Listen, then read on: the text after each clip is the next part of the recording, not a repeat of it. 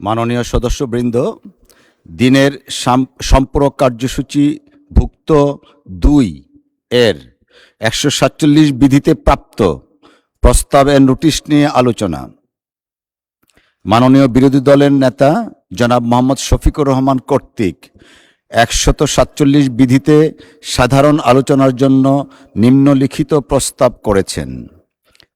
ঢাকায় অবস্থিত কাতার দূতাবাসের সড়কটি কাতারের সাবেক আমির, আধুনিক কাতারের রূপকার ও বাংলাদেশের অকৃত্রিম বন্ধু মরহুম শেখ হামাদ বিন খলিফা আল থানির নামে নামকরণের বিষয়ে আলোচনা এবং প্রয়োজনীয় ব্যবস্থা গ্রহণ। এখন আমি মাননীয় বিরোধী দলের নেতা জনাব মোহাম্মদ শফিকুর রহমানকে প্রস্তাবটি উত্থাপন এবং তার উপর বক্তব্য রাখার জন্য আহ্বান জানাচ্ছি। ধন্যবাদ। মাননীয় স্পিকার, আপনাকে ধন্যবাদ। বিসমিল্লাহির রহমানির রহিম। আমি মোহাম্মদ শফিকুর রহমান, ১৮৮ ঢাকা ১৫ সংসদ সদস্য, বিরোধী দলীয় নেতা, জাতীয় সংসদের কার্যপ্রণালী বিধির ১৪৭ বিধি অনুসারে নিম্নোক্ত প্রস্তাবটি মহান জাতীয় সংসদে বিবেচনা ও সিদ্ধান্তের জন্য উপস্থাপন করছি। যেহেতু কাতারের সাবেক আমির, আধুনিক কাতারের রূপকার এবং বাংলাদেশের অকৃত্রিম বন্ধু মরহুম শেখ হামাদ বিন খলিফা আল থানি ১২ জুলাই ২০২৬ তারিখে ইন্তেকাল করেছেন, যা মুসলিম উম্মাহ এবং বাংলাদেশের জনগণের জন্য গভীর শোকের বিষয়। যেহেতু কাতারের সাবেক আমির, আধুনিক কাতারের রূপকার এবং বাংলাদেশের অকৃত্রিম বন্ধু মরহুম শেখ হামাদ বিন খলিফা আল থানি ১২ জুলাই, দুঃখিত, আমি প্রথম থেকে আবার পড়ছি।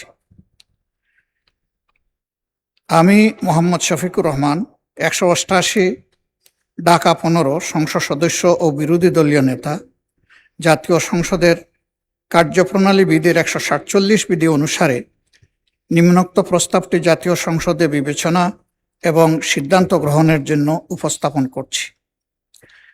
যেহেতু কাতারের সাবেক আমির, আধুনিক কাতারের রূপকার এবং বাংলাদেশের অকৃত্রিম বন্ধু মরহুম শেখ হামাদ বিন খলিফা আল থানি ১২ জুলাই ২০২৬ তারিখে ইন্তেকাল করেছেন, যা মুসলিম উম্মাহ এবং বাংলাদেশের জনগণের জন্য গভীর সুখের বিষয়।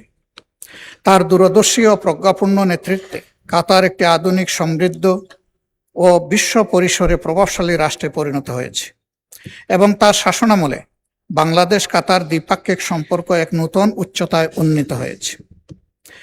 বাংলাদেশের জ্বালানি নিরাপত্তা, দীর্ঘমেয়াদী এলএনজি সহযোগিতা, কর্মসংস্থানের সুযোগ সম্প্রসারণ এবং কাতারে কর্মরত লাখো বাংলাদেশি প্রবাসীর কল্যাণ ও তাদের প্রেরিত বৈদেশিক মুদ্রার মাধ্যমে দেশের অর্থনীতিতে গুরুত্বপূর্ণ অবদান সৃষ্টিতে তার ভূমিকা বিশেষভাবে স্মরণীয়। মহান এই ব্যক্তির স্মৃতির প্রতি যথাযথ রাষ্ট্রীয় সম্মান প্রদর্শন করে ইতিমধ্যেই এই মহান সংসদে সর্বসম্মত শোক প্রস্তাব গৃহীত হয়েছে এবং একই সাথে একদিনের শোকও পালিত হচ্ছে। এর সাথে আমি অধিকতর সম্মান প্রদর্শন এবং আমাদের ভবিষ্যৎ সম্পর্ককে নতুন উচ্চতায় নিয়ে যাওয়ার স্বার্থে দীর্ঘদিনের বন্ধুত্বপূর্ণ সম্পর্কের স্বীকৃতিস্বরূপ ঢাকায় অবস্থিত কাতার দূতাবাস সড়কটি শেখ হামাদ বিন খলিফা আল থানি সড়ক নামে নামকরণের প্রস্তাব করছি। অতএব আমি প্রস্তাব করছি যে বাংলাদেশ জাতীয় সংসদের কার্যপ্রণালী বিধির ১৪৭ বিধি অনুসারে বিষয়টি জাতীয় সংসদে বিবেচনা করে আলোচনাক্রমে সর্বসম্মতিক্রমে গৃহীত হোক এবং প্রয়োজনীয় ব্যবস্থা গ্রহণের জন্য মাননীয় সংসদ নেতা ও প্রধানমন্ত্রীকে আমি বিনয়ী অনুরোধ জ্ঞাপন করছি। ধন্যবাদ মাননীয় স্পিকার। ধন্যবাদ মাননীয় বিরোধী দলের নেতা। আমি এখন মাননীয় সংসদ নেতা ও মাননীয় প্রধানমন্ত্রীকে বক্তব্য রাখার জন্য আহ্বান জানাচ্ছি। ধন্যবাদ। মাননীয় স্পিকার, আপনাকে ধন্যবাদ।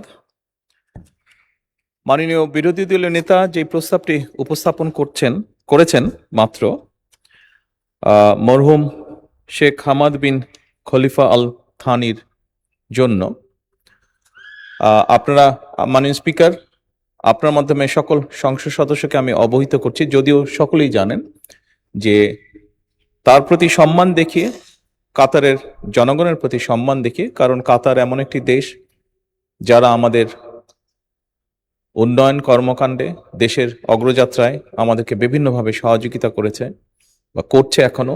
শুধু তাই নয়, লক্ষ লক্ষ বাংলাদেশিকে কর্মসংস্থানের ব্যবস্থা করে দিয়ে কাতার বাংলাদেশের উন্নয়ন, অর্থনৈতিক উন্নয়ন যাত্রাতেও অংশীদার তারা। শুধু তাই নয়, এর ভিতরে যখন মধ্যপ্রাচ্যে হরমুজ প্রণালী নিয়ে একটি পরিস্থিতি তৈরি হয়েছিল এবং কাতার নিজেও বিভিন্নভাবে আক্রান্ত হওয়ার পরেও আমাদের লক্ষ লক্ষ প্রবাসীকে তারা নিজেদের নাগরিকদের মতন তারা তাদের টেক কেয়ার করেছে, তাদের নিরাপত্তা তারা নিশ্চিত করেছে। মাননীয় স্পিকার, এই সকল বিষয় বিবেচনা করি মরহুম শেখ হামাদ বিন খলিফা আল থানির জন্য আজকে রাষ্ট্রীয় শোক ঘোষণা করা হয়েছে। একই সাথে আমাদের জাতীয় পতাকাকে হাফ মাস্ট করা হয়েছে আজকে। এরই ভিতরে যেটি প্রস্তাবনা সম্মানিত বিরোধী দলীয় নেতা উপস্থাপন করেছেন, আমি এরই ভিতরে গতকালকেই ঢাকা সিটি কর্পোরেশনে একটি উপযুক্ত সড়ক নির্ধারণ করে সেটিকে মরহুমের নামে নামকরণের জন্য আমি এলজিআরডি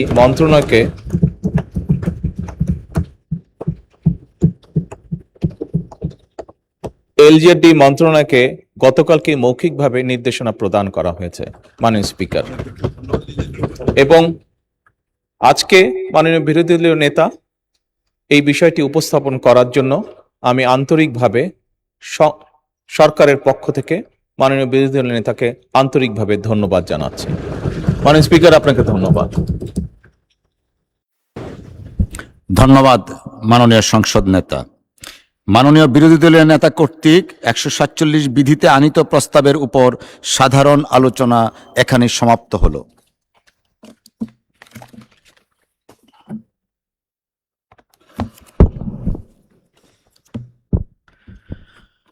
মাননীয় সদস্যবৃন্দ, চলতি অধিবেশন সমাপ্তি সম্পর্কে আমি মহামান্য রাষ্ট্রপতির আদেশ পেয়েছি।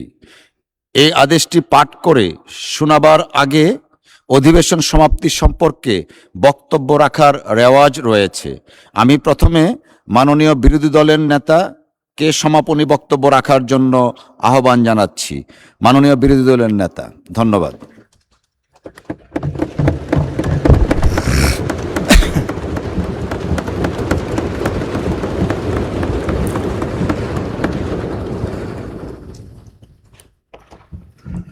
মাননীয় স্পিকার, আপনাকে ধন্যবাদ। আলহামদুলিল্লাহ রব্বিল আলমিন ওয়াসসালাতু ওয়াসসালামু আলা রাসূলিহিল কারীম ওয়া আলা আলিহি ওয়া সাহবিহি ওয়া আহলি বাইতি আজমাইন।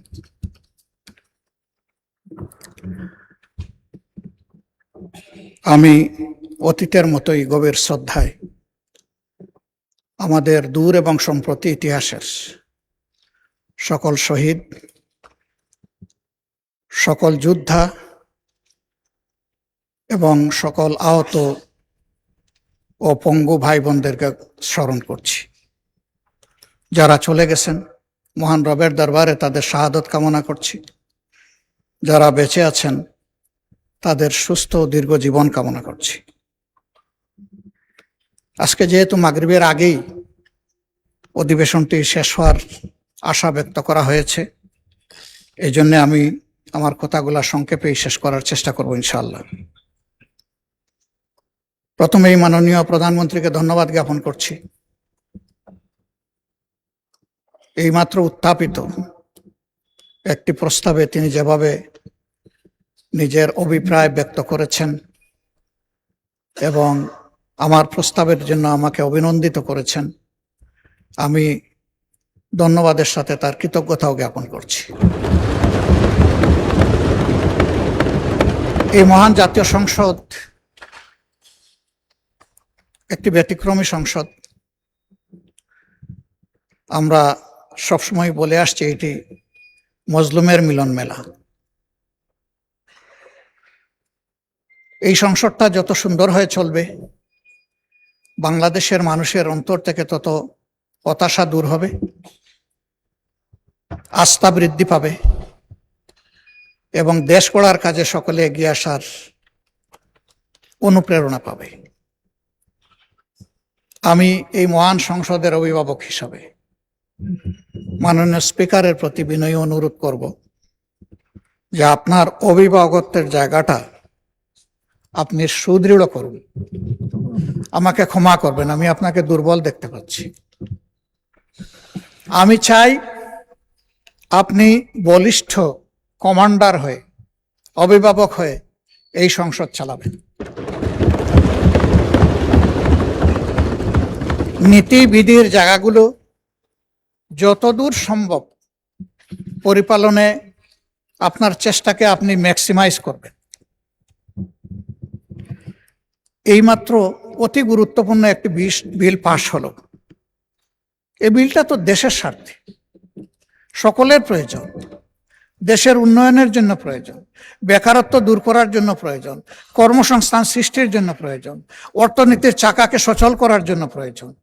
সেই বিলটা মনের মতো করে আমরা অংশগ্রহণ করতে পারলাম না বলে আমাদের আক্ষেপ থেকে গেল। আমরা তো চাই যে এইগুলাতে আমরা মনের মতো করে অংশগ্রহণ করি। আমার অনুরোধ থাকবে ভবিষ্যতে এই লেখুনাগুলা না রেখে আমাদেরকে আমাদের দায়িত্ব পালনের সুযোগ দেবেন। যদি আমরা দায়িত্ব পালনের এই সুযোগ না পাই তাহলে আসলে এখানে বসা এটা অর্থহীন, আমাদের সময়ের অপচয়, এবং আমরা যে সময়টুকু কথা বলবো জনগণের অর্থের অপচয়। তা আমি এই বিষয়ে আপনার দৃষ্টি আকর্ষণ করেই আমার মূল বক্তব্যে যাচ্ছি। প্রথমেই সম্প্রতি বন্যায় ভূমিধস এবং পানিতে ডুবে যাদের মৃত্যু হয়েছে, আমার জানা মতো এই সংখ্যাটি ৩৫। আমি তাদের প্রতি, তাদের পরিবারের প্রতি শোক এবং সমবেদনা জ্ঞাপন করছি এবং মরহুমাদের আত্মার মাগফিরাত কামনা করছি। এবারকার বন্যায় 4টি বিভাগ ক্ষতিগ্রস্ত হলেও সবচেয়ে ক্ষতিগ্রস্ত বিভাগের নাম হচ্ছে চট্টগ্রাম, এবং মানুষ যা মারা গিয়েছে ওখানে ওই একটা বিভাগেই সব। এই বিষয়ে সরকার ইতিমধ্যে গুরুত্ব দিয়েছেন, আরো গুরুত্ব দেওয়ার জন্য আমরা আহ্বান জানাই। বিশেষ করে যারা নিহত তাদের পরিবারকে বিশেষ কোনো সহযোগিতা আর্থিকভাবে দেওয়া যায় কিনা এ বিষয়টা কনসিডারেশনের জন্য মাননীয় প্রধানমন্ত্রী এবং অর্থমন্ত্রীকে আমি অনুরোধ করব। অর্থমন্ত্রী যদিও সারা বাংলাদেশের, কিন্তু তিনি তো চট্টগ্রামের সন্তান, তার একটা বিশেষ দায়িত্ব বর্তায় এটার দিকে তিনি নজর দিবেন, এটা আমি আশা রাখি। এর পাশাপাশি রাজধানী শহর ঢাকা, এটি আমাদের জন্য বেদনার এবং লজ্জার। একটু বৃষ্টি হলেই ভাসতে থাকে, ড্রেনের ময়লা পানিগুলো উপচে পড়ে, জনস্বাস্থ্য হুমকিতে পড়ে, আমাদের সন্তান সন্ততিরা বিশেষভাবে কষ্টে পড়ে, বৃদ্ধ রুগ্ন মানুষগুলোর জন্য নতুন সমস্যা দেখা দেয়। অনেক ক্ষেত্রে এই ময়লা পানি আবার আমাদের পানীয় পানির লাইনের সাথে কোনো ভাবে কানেক্টেড হয়ে যায় এবং সেইটাও পলুটেড হয়। এইসব মিলাইয়া আমরা একটা দীর্ঘস্থায়ী সমস্যার মধ্যে পড়ে গেছি। আমি আমাদের সরকারকে অনুরোধ করব যে এই বিষয়ে আমাদের একটা কোঅর্ডিনেটেড এবং ওয়েল থট একটা প্ল্যান আমাদের নেওয়া দরকার। আমার আসনকে আমি মনে করতেছি সবচেয়ে ক্ষতিগ্রস্ত, এটা হতেও পারে, নাও হতে পারে। আমি আমার আসনটির যে দৃশ্য দেখেছি, একদিন আমি গিয়েছি জনগণকে দেখতে, দ্বিতীয় দিন আমি যাইনি লজ্জায়। জবাব কি দেব? মানুষের কাছে তো কোনো জবাব নেই। তবে হ্যাঁ, এটা এই পার্লামেন্টের সৃষ্ট নয়, এই সরকারেরও সৃষ্ট নয়, এটা অতীতের সমস্ত জঞ্জাল এবং ঝামেলা জমে আজকে এই অবস্থায় আমার গিয়ে। উন্নয়নের জন্য বছর বছর বরাদ্দ হয়েছে বাজেটে, কিন্তু সেই উন্নয়ন অধরা রয়ে গেছে। উন্নয়ন হয়েছে কিছু ব্যক্তির, কিছু গোষ্ঠীর। আমরা এখন একটু জনগণের উন্নয়নটা দেখতে চাই। জনগণের সমস্যার সমাধানটা হোক, সেটা আমরা দেখতে চাই। রাজধানী শহর হচ্ছে দেশের ফেস। বিদেশ থেকে যারা কনসিডার করে সিলেটের, রাজশাহীর, ময়মনসিংহের ওয়েদার কেমন, এটা বিবেচনায় নেয় না। বিবেচনায় নেয় ঢাকা শহরের ওয়েদারটা কেমন। এই ফেস দিয়েই দেশটাকে চেনা হয়, যেমন ফেস দিয়ে একটা মানুষকে চেনা হয়।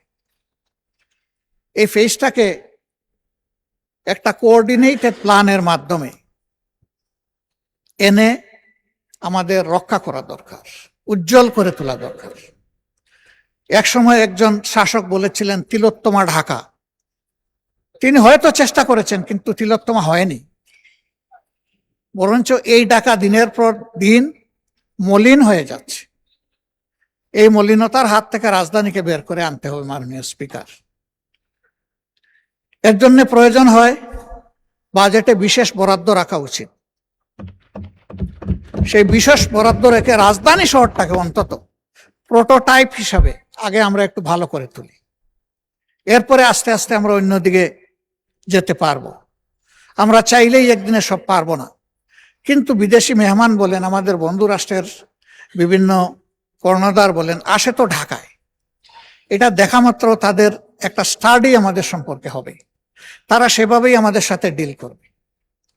এখান থেকে শুরু হোক, ডিলটা এখান থেকে মারা হোক, সারা বাংলায় ঢেউ উঠবে ইনশাল্লাহ।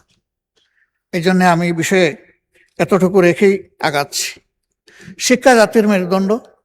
ধন্যবাদ জানাই, শিক্ষা এবং স্বাস্থ্য এবার অধিকতর বাজেট বরাদ্দ করা হয়েছে, কিন্তু শিক্ষার মৌলিক প্রয়োজনের দিকে আমাদেরকে বেশি নজর দিতে হবে। দুইটা জায়গায়, প্রাইমারি আর টার্সিয়ারি। মাঝখানটা অটোমেটিক্যালি প্রাইমারির ধাক্কায় চলবে। প্রাইমারিতে যে শিক্ষাটা পায় শিক্ষার্থীরা, এটাই সারা জিন্দগি তাদের স্পিরিচুয়াল পাওয়ার তাদেরকে সাপ্লাই দেয়। এই জায়গাটায় আমাদের টেকনিক্যাল এডুকেশনের পাশাপাশি, কর্ম উপযোগী এডুকেশনের পাশাপাশি নৈতিক শিক্ষাটাকে, ধর্মীয় শিক্ষাটাকে সার্ট করা হোক। এটা শুধু ইসলাম ধর্মের শিক্ষা না, এদেশে যতগুলা ধর্মাবলম্বী মানুষ আছে তাদের সকলের সন্তানকে স্বীয় ধর্মে তাদেরকে অভ্যস্ত করে তোলা হোক, পরিচিত করে তোলা হোক। ধর্ম মানুষকে শালীনতা শিখায়, ধর্ম মানুষকে দেশপ্রেম শিখায়, ধর্ম মানুষকে সৎ হতে শিখায়। এই শিক্ষাগুলার জন্য এই লেভেলগুলার প্রতি বিশেষ গুরুত্ব দিয়ে, যেহেতু 90% মানুষ এখানে মুসলমান এবং সব স্কুল কলেজের একই চিত্র হবে, আগে এই বিষয়টা দেখে পাশাপাশি অন্যদের বিষয়টাও দেখা হোক। এখানে ধর্মীয় শিক্ষক প্রাইমারি থেকেই ডেজিগনেটেড ওয়েতে স্পেশালি নিয়োগ দেওয়া হোক। স্বতন্ত্র ইবতেদায়ী মাদ্রাসা, এরাও শিক্ষায় কন্ট্রিবিউশন করে, কিন্তু তারা বড় অবহেলিত। তাদের বিষয়টাও বিবেচনায় নেওয়ার জন্য আরেকবার আমি এখানে অনুরোধ করছি। এর আগেও বলেছি, ফ্যাসিস্ট আমলে রাজনৈতিক আনুকূল্য দিতে গিয়ে অনেক যোগ্য প্রতিষ্ঠানকে এমপিওভুক্ত করা হয়নি, আবার অনেক অযোগ্য প্রতিষ্ঠানকে এমপিওভুক্ত করা হয়েছে। দেখা গেছে পরবর্তী পর্যায়ে ওই সমস্ত কিছু কিছু প্রতিষ্ঠান থেকে একজন ছাত্র পাবলিক এক্সামে পাশ করতে পারেনি, তারা আছে এমপিওভুক্ত হয়ে। আবার কৃতিত্বের সাথে একটা প্রতিষ্ঠান ভালো করে যাচ্ছে, তাদেরকে ডিপ্রাইভ করা হয়েছে। এখন যেন রাজনৈতিক বিবেচনায় এই যন্ত্রণাটা আর না করা হয়, জাতির উপর থেকে যেন এটা তুলে নেওয়া হয়। যথাযথ যাচাই বাছাইয়ের মাধ্যমে যারা এটার উপযুক্ত তাদেরকে এটা দেওয়া হোক, যত দ্রুত সম্ভব এই পদক্ষেপটা নেওয়া হোক। মাননীয় স্পিকার,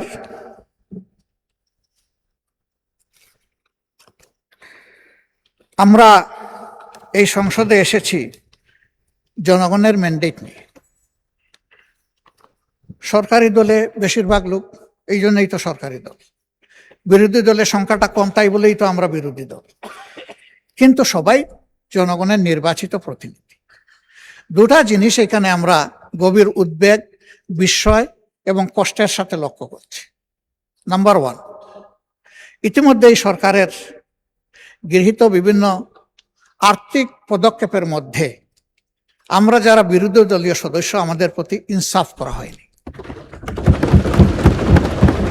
2, ঈদ ছাড়াও বিভিন্ন সময় আমরা বিভিন্নভাবে জানতে পারি, সঠিক মাধ্যমে আমরা জানতে পারি না।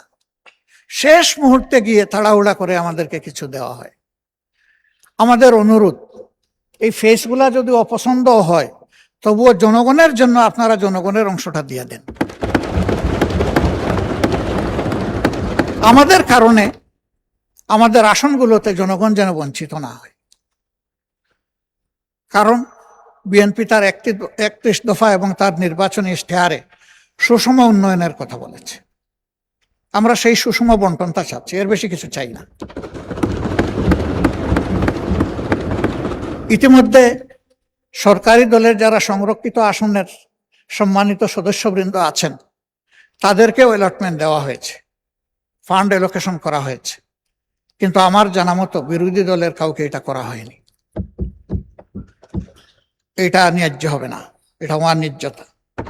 আমি এই ব্যাপারে মাননীয় প্রধানমন্ত্রীর দৃষ্টি আকর্ষণ করেছি ব্যক্তিগত পর্যায়ে। আমি আশা করব তিনি অ্যাটেনশন দেবেন। তাদেরকে চাইতে হবে কেন? সবাই যেমন পাবে তারাও তেমন পাবে, এটা তাদের হক। এরপরে এই জাতীয় সংসদে একই সাথে আমরা আরো 50 জন সংসদ সদস্যকে পেয়েছি সংরক্ষিত আসনে। আমরা তাদেরকে প্রথম দিনে অভিনন্দিত করেছি। আমরা একসাথে সবাই মিলেই দেশটা করতে চাই। কিন্তু আমরা লক্ষ্য করলাম বিরোধী দলের এমপিরা যে সমস্ত আসনে আছেন সেখানে সরকারি দলের সংরক্ষিত আসনের সদস্যদেরকে অধিকতর দায়িত্ব দেওয়া হয়েছে। এইটা কি আমি বুঝলাম। আমাদের সাথে তো কোনো আলোচনা করা হয়নি। অবশ্যই তারা ভূমিকা পালন করবেন, তাদের ক্ষেত্র থাকতে হবে। তারা এক একজন 6টা করে আসনের প্রপোর্শনেটলি এসেছেন, 6 জায়গার তারা প্রতিনিধিত্ব করবেন, কোনো সমস্যা নেই। সেটা তো একটা আলাপ আলোচনার ভিত্তিতে হতে পারত। আমাদেরকে আমাদের প্রাপ্যের বেশি তো আর আসন দেওয়া হয়নি। আমরা যে 13টা পাওয়ার কথা সেই 13টাই পেয়েছি। আমাদের আসনগুলোতে এই 13 জনকে যদি আমরা কাজে লাগাই, আমাদের সমন্বয় সহযোগিতাটা হবে ওয়ান্ডারফুল। এখানে কোনো কনফ্লিক্ট হবে না, ফ্রিকশন হবে না। কিন্তু যদি আমাদের লোকদেরকে দেই সরকারি দলের ওখানে সদস্যরা যারা আছে, আর সরকারি দলের সদস্যরা যদি করেন আমাদের এখানে, কনফ্লিক্ট হবে, হচ্ছে, তৈরি হয়ে গেছে। এই সংসদে যখন এই কনসার্নটা আনা হয়েছে তখন একজন সম্মানিত মাননীয় মন্ত্রী বলেছেন যে ওই রকম কোনো অ্যারেঞ্জমেন্ট করা হয়নি। কিন্তু এই সংসদেই দাঁড়িয়ে একজন সংসদ সদস্য সংরক্ষিত আসনের তিনি বলেছেন যে আমার অধিকতর দায়িত্ব এই জেলায় আমি পালন করে এসেছি। এখানে দুইটা বক্তব্য মিলছে না এবং বাস্তবে তাই দেখছি। আমার আরেকটা অনুরোধ, রাষ্ট্রের ট্রেজারির প্রত্যেকটা টাকা সরকারের কাছে, এই পার্লামেন্টের কাছে আমানত। শুধু সরকার না, কারণ এই পার্লামেন্টই অর্থ বিল পাশ করে। এই যে বিভিন্ন জায়গায় ছোট্ট খাটো স্থাপনা হলেও উদ্বোধন করে একটা স্টোন বসাতে হবে। খাজনার চেয়ে বাজনা বড়। এই স্টোন বসাতে গিয়ে একটা পয়সা তো খরচ হয়, এটা একটা কথা। আরেকটা হলো যে এখানে টানাটানি শুরু হয়, কার নাম থাকবে আগে, কার নাম থাকবে না, এগুলা নিয়ে। পয়সাটা জনগণের, আমার নামের দরকারটা কি? এই স্টোন না হলে কি? আর যদি দিতে হয় তাইলে উদ্বোধন এত তারিখ, এই রাস্তা, এই পুল, এই কালভার্ট, এটা বলে আমরা শেষ করতে পারি। এই সমস্ত নামের হাসর কি হয় সে তো চোখের সামনে দেখতেছি। বড় প্লেট হোক আর ছোট প্লেট হোক, সরকার বদলের সাথে সাথে আমাদের ব্যাড কালচারের কারণে একদিকে নামের বন্যা, আরেকদিকে ভাঙচুরের বন্যা। কার সম্পদ নষ্ট হয়, মান সম্মানের উপর আঘাত এবং অর্থের অপচয়। এই বিষয়টা আমি অনুরোধ করব সরকার বিবেচনায় নেবেন। অপচয় রোধ হওয়া দরকার। আর জনগণের পয়সা দিয়ে আমার নামের নাই কোনো দরকার। কারো যদি নামের প্রয়োজন হয়, নিজের জমি, নিজের অর্থ খরচ করে তিনি যদি জনকল্যাণমূলক কোনো প্রতিষ্ঠান করে নাম দিতে চান, যতবার তার প্রয়োজন ততবার নাম দিন, আমাদের কোনো আপত্তি নেই। অর্থটা উনার, কিন্তু জনগণের টাকায়। এটা সরকারি দল বিরোধী দল বলে কোনো কথা না। জনগণের টাকায় আমাদের এই নামের বাহারি আমি বন্ধ করার জন্য বিনয়ের সাথে অনুরোধ করব। নাম থাকে না তো, বসাইলাম, সরকার যতদিন আছে নাম ততদিন আছে। এই সরকার বদল হয়ে গেল, নামও বদল হয়ে যায়। বিশাল বিশাল স্থাপনার নাম বদল হয়ে গেছে এই দেশে, এবং এই নাম বদল করতে গিয়ে শত শত কোটি টাকা অপচয় হয়েছে। আমাদের আন্তর্জাতিক একমাত্র বিমানবন্দরের সাক্ষী, এরকম আরো অনেকগুলা ঘটনা আছে। তো আমি এই বিষয়টাও কগনিজেন্সে নেওয়ার জন্য সরকারকে আমি বিনয়ের সাথে অনুরোধ করব।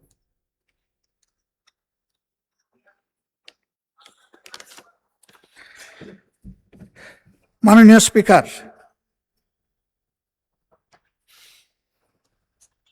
আমরা এই সংসদে প্রথম দিন অনুরোধ করেছিলাম যে অতীতের খারাপ সংস্কৃতি থেকে আমরা বের হয়ে আসব। এখানে আমরা অবশ্যই সমালোচনা করব, কিন্তু এটা হবে সংসদের ব্যাকরণকে অনুসরণ করে, এটাকে লঙ্ঘন করে না। আলহামদুলিল্লাহ, আমি প্লিজড, আমি পার্শিয়ালি কনভিন্সড, যথেষ্ট উন্নতি হয়েছে। কিন্তু কিছু কিছু কিছু কিছু ভাইরাস এখনো আমাদের মাঝে ক্রিয়াশীল আছে, এটাও দূর হয়ে যাক দোয়া করি। আমাদেরকে অনেক কিছু বলা হচ্ছে, বিভিন্ন দিক থেকে আমাদেরকে নেগেটিভলি ক্রিটিসাইজ করা হচ্ছে যে আপনারা এত ভদ্র কেন, এত পজিটিভ কেন, এত নমনীয় কেন, আপনারা গরম করতে পারেন না? গরম করার জন্য তো চুলা আছে, এটাকে গরম করে কি করব? কিছু পাক করতে হলে চুলায় বসাবো, এখানে কেন? এটা যুক্তি বুদ্ধির আইনের জায়গা,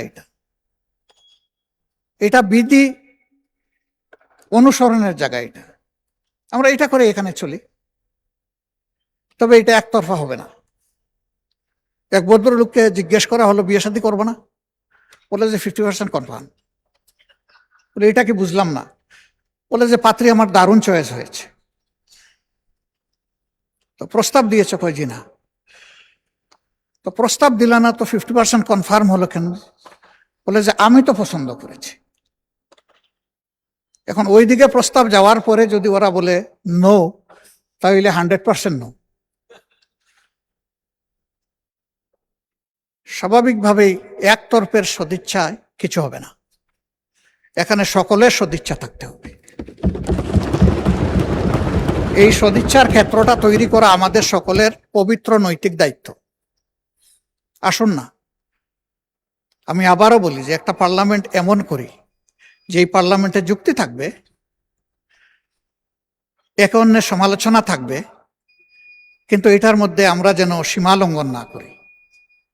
কাউকে পেইন দেওয়া, খুঁটা দেওয়া, অবভিয়াসলি আপনি যখন একজনকে পেইন দিবেন, অন্তত সমপরিমাণ পেইন সহ্য করার জন্য আপনাকে প্রস্তুত থাকতে হবে। এটা তো কোনো ভালো জিনিস হবে না।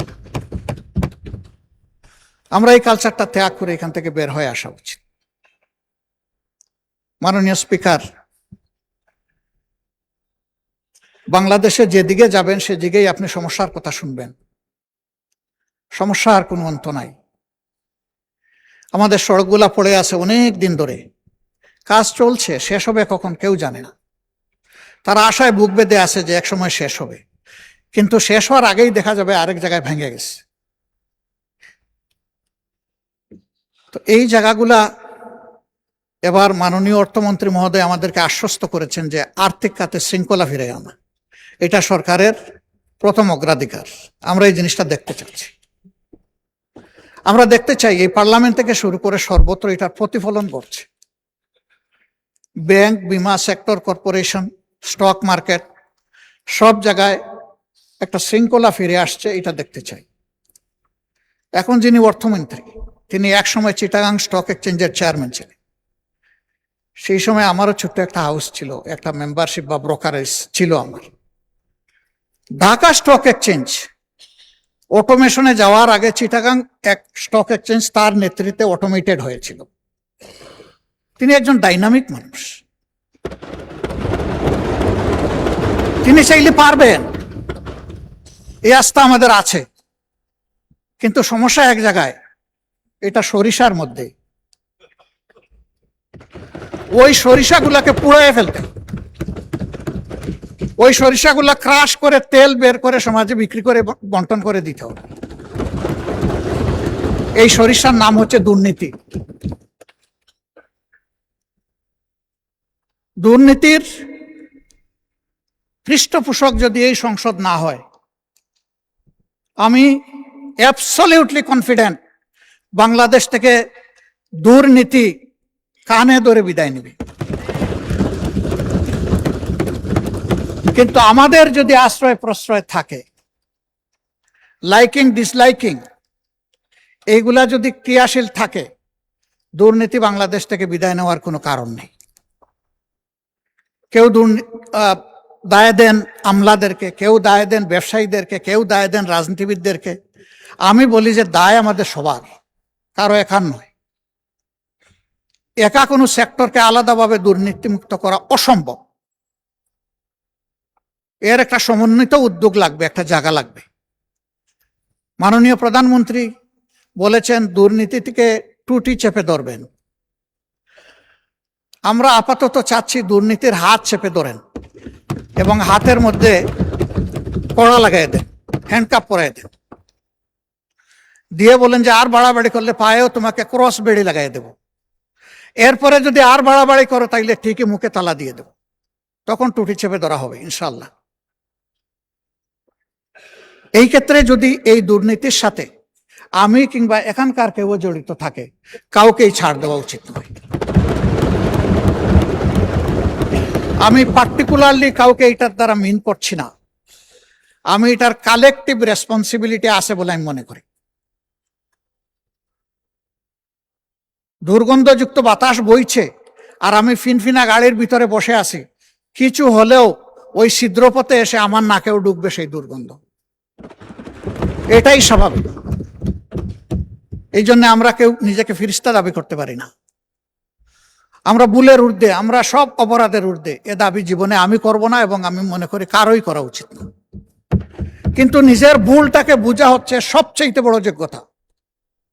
এটা আমার ভুল, এইটা বুঝে যারা প্লে করবেন আলহামদুলিল্লাহ তারা ভালো করবেন। যারা এটা বুঝতে ব্যর্থ হবেন তারা সমাজের জন্য ভালো কিছু করতে পারবেন না। মাননীয় স্পিকার, কথা বলতে গেলে অনেক কথা আছে, এর কোনো শেষ নাই। জুলাই সংক্রান্ত যে কথাগুলো আমরা গতকাল বলেছি, আজকে একটাও আমি আর রিপিট করতে চাই না। এই সংসদ শুনেছে, আবার শোনার দরকার নাই। আমাদের প্রত্যাশা, আমরা সরকারি দল থেকেও বলছি জুলাই আমাদের, বিরোধী দল থেকেও বলছি জুলাই আমাদের। তাহলে এই জুলাইটা যেন সত্যিকারেই আমাদের হয়, সেটা আমরা দেখতে চাই।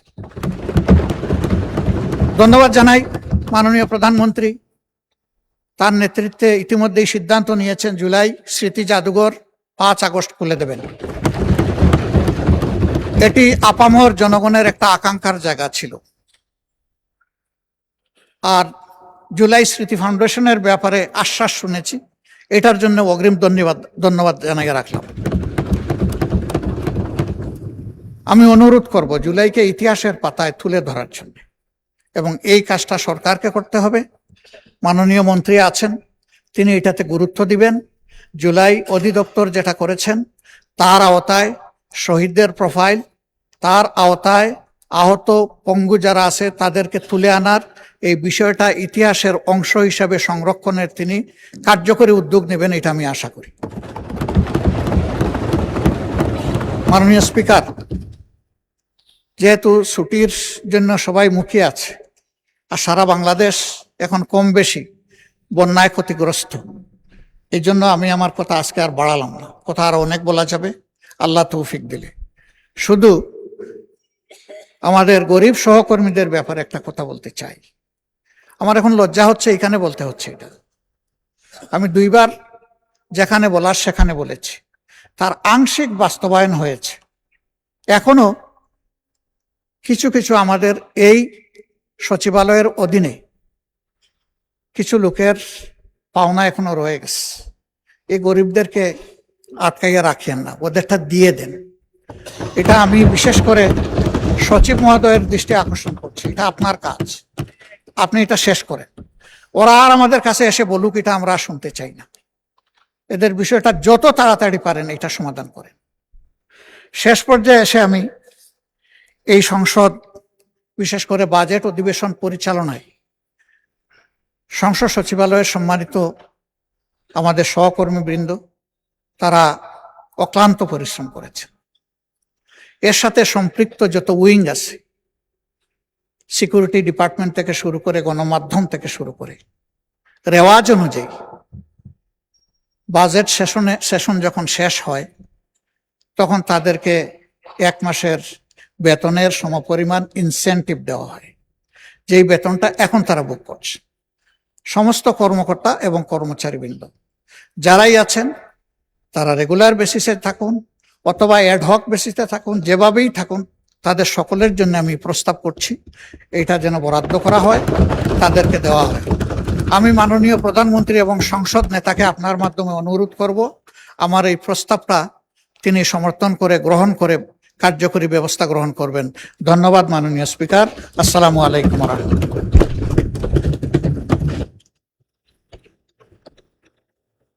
ধন্যবাদ মাননীয় বিরোধী দলের নেতা। I sincerely thank you for expressing your concern regarding the chair. Thank you. আমি এখন মাননীয় সংসদ নেতা ও মাননীয় প্রধানমন্ত্রীকে সমাপনী বক্তব্য রাখার জন্য আহ্বান জানাচ্ছি। ধন্যবাদ।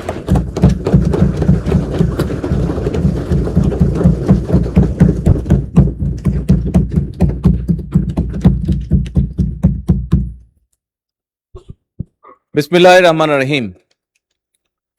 মাননীয় স্পিকার, আপনাকে আন্তরিক ধন্যবাদ। মাননীয় স্পিকার,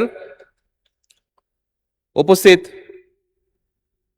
এই মহান সংসদের সকল সদস্যবৃন্দ, আমরা আজকে জাতীয় সংসদের দ্বিতীয় অধিবেশন এবং প্রথম বাজেট অধিবেশন শেষ করতে যাচ্ছি। অবশ্যই আমি মনে করি, একজন রাজনৈতিক কর্মী হিসাবে আমি মনে করি, একজন সংসদ সদস্য হিসেবে মাননীয় স্পিকার আমি মনে করি, আজকে এই মুহূর্তে আমাদের এই মুহূর্তটি একটি ঐতিহাসিক মুহূর্ত। কারণ ফ্যাসিবাদ মুক্ত বাংলাদেশের মানুষের দ্বারা নির্বাচিত জাতীয় সংসদ বহু বছর পরে সেই সংসদে জনগণের সত্যিকার নির্বাচিত প্রতিনিধিরা আলোচনা করে একটি বাজেট পাশ করেছে।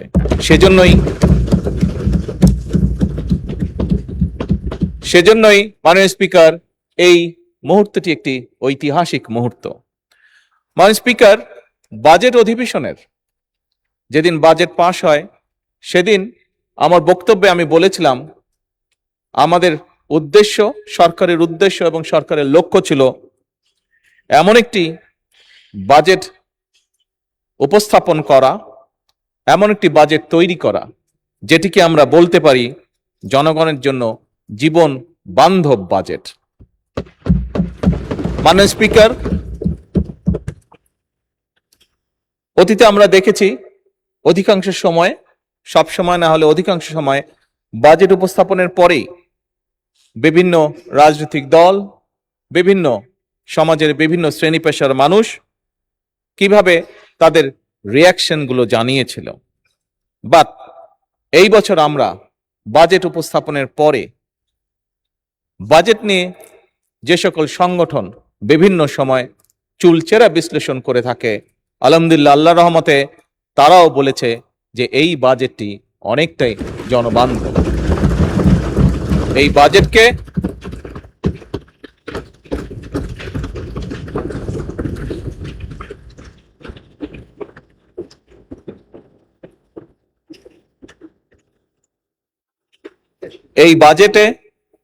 আমরা যা করতে চেয়েছি সেই সকল সংস্থা বা সংগঠনও মনে করে যে আমরা সেটি করতে সক্ষম হব। তবে মাননীয় স্পিকার, এই বাজেটের সুফল যদি জনগণের কাছে পৌঁছে দিতে হয়, এই বাজেটের সুফল যদি জনগণের দোরগোড়ায় পৌঁছে দিতে হয়, তাহলে অবশ্যই মাননীয় স্পিকার, আমি সরকারি প্রশাসন কিংবা বিভিন্ন বেসরকারি কর্তৃপক্ষ সবার সহযোগিতা কামনা করি।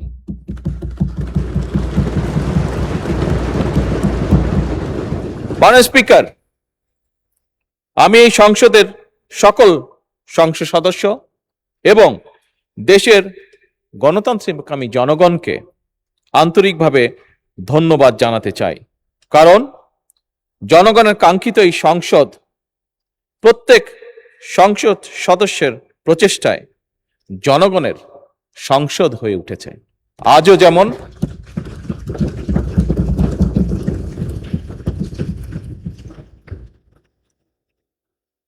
যেমন মাননীয় স্পিকার, একটি বিল উপস্থাপনকে কেন্দ্র করে আমাদের মধ্যে হয়তো দ্বিমত আছে, কিন্তু সংসদের উভয় পার্শ্ব প্রাণবন্ত আলোচনা করেছে এবং প্রাণবন্ত আলোচনা করার মাধ্যমে প্রত্যেক যারা যারা আলোচনায় অংশগ্রহণ করেছেন, এমনকি মাননীয় বিরোধী দলীয় নেতাও সেই আলোচনায় সংক্ষিপ্তভাবে অংশগ্রহণ করেছেন। এই আলোচনার মাধ্যমে যে যার চিন্তা উপস্থাপন করতে সক্ষম হয়েছেন। মাননীয় স্পিকার, এটাই হচ্ছে গণতন্ত্রের সৌন্দর্য, এটাই হচ্ছে সংসদীয় গণতন্ত্রের মাধুর্য। মাননীয় স্পিকার, আপনার মাধ্যমে আমি সকল সংসদ সদস্যকে এই অধিবেশনে অংশগ্রহণ করে আমরা গণতান্ত্রিকভাবে যে প্রত্যেকটি সিদ্ধান্ত গ্রহণ করতে পেরেছি, তার জন্য আমার পক্ষ থেকে আমি সকলকে আন্তরিকভাবে ধন্যবাদ জানাই। মাননীয় স্পিকার, এবার আমি স্মরণ করতে চাই কিছু মানুষকে, কিছু সময় যে মানুষগুলো তাদের জীবনকে উৎসর্গ করেছিলেন এবং তাদের উৎসর্গকৃত জীবনের জন্যই, যে জীবনকে তারা উৎসর্গ করেছেন, তার জন্যই আজ আমরা এখানে দাঁড়িয়ে কথা বলছি। মাননীয় স্পিকার, আমি স্মরণ করতে চাই 1971 সালে স্বাধীনতা অর্জনের যুদ্ধে যে সকল মুক্তিযোদ্ধা শহীদ হয়েছেন। আমি স্মরণ করতে চাই 1975 সালের 7ই নভেম্বর সিপাহী জনতার ঐতিহাসিক বিপ্লব। আমি স্মরণ করতে চাই 2013 সালের শাপলা চত্বরে গণহত্যার যে সকল ব্যক্তি শহীদ হয়েছেন। স্মরণ করতে চাই 1990 সালের স্বৈরাচারী বিরোধী আন্দোলনে যে সকল রাজনৈতিক কর্মী শহীদ হয়েছেন, যারা বিভিন্নভাবে ক্ষতিগ্রস্ত হয়েছেন। স্মরণ করতে চাই 2009 সালের বিডিআর বিদ্রোহের নামে যে হত্যাযজ্ঞের কালো অধ্যায় যে অফিসাররা শহীদ হয়েছেন। মাননীয় স্পিকার, 1.5 দশকের ফ্যাসিবাদী আন্দোলনের বিরুদ্ধে গণতন্ত্র পুনঃপ্রতিষ্ঠা করতে গিয়ে বিরোধী রাজনৈতিক দল এবং অসংখ্য অরাজনৈতিক ব্যক্তি যারা বিভিন্নভাবে শহীদ হয়েছেন, নির্যাতিত হয়েছেন, হত্যা গুমের শিকার হয়েছেন, সেই মানুষগুলোকে আমি স্মরণ করতে চাই। মাননীয় স্পিকার, 2024 সালে দেশ এবং জনগণের স্বাধীনতা রক্ষায় রক্তক্ষয়ী গণ অভ্যুত্থান, সেই অভ্যুত্থানে জনগণের সেই অভ্যুত্থানে যারা শহীদ হয়েছেন, সেই শহীদদেরকে আমি শ্রদ্ধার সঙ্গে স্মরণ করতে চাই। মাননীয় স্পিকার, বাংলাদেশের স্বাধীনতার পর বিভিন্ন সময় ইতিহাসের বাঁকে বাঁকে এমন প্রতিটি আন্দোলন সংগ্রামে অসংখ্য অগণিত মানুষ, যাদের নাম আমরা জানি না, যাদের অনেককেই হয়তো আমরা চিনি না, এই মুহূর্তে, আজকের এই দিনে, এই ঐতিহাসিক মুহূর্তে সকল ব্যক্তির প্রতি আমি শ্রদ্ধা জানাতে চাই, তাদের রুহের মাগফিরাত কামনা করতে চাই। মাননীয় স্পিকার, এই সংসদে দাঁড়িয়ে আজ যখন আমরা আলোচনা করছি, সেই সময়টি হচ্ছে জুলাই মাস। 2024 সালের জুলাই মাসে শুরু হওয়া যে আন্দোলন ছিল, সেই আন্দোলনটি পরবর্তীতে গণ অভ্যুত্থানে, ছাত্র জনতার গণ অভ্যুত্থানে রূপ নিয়েছিল।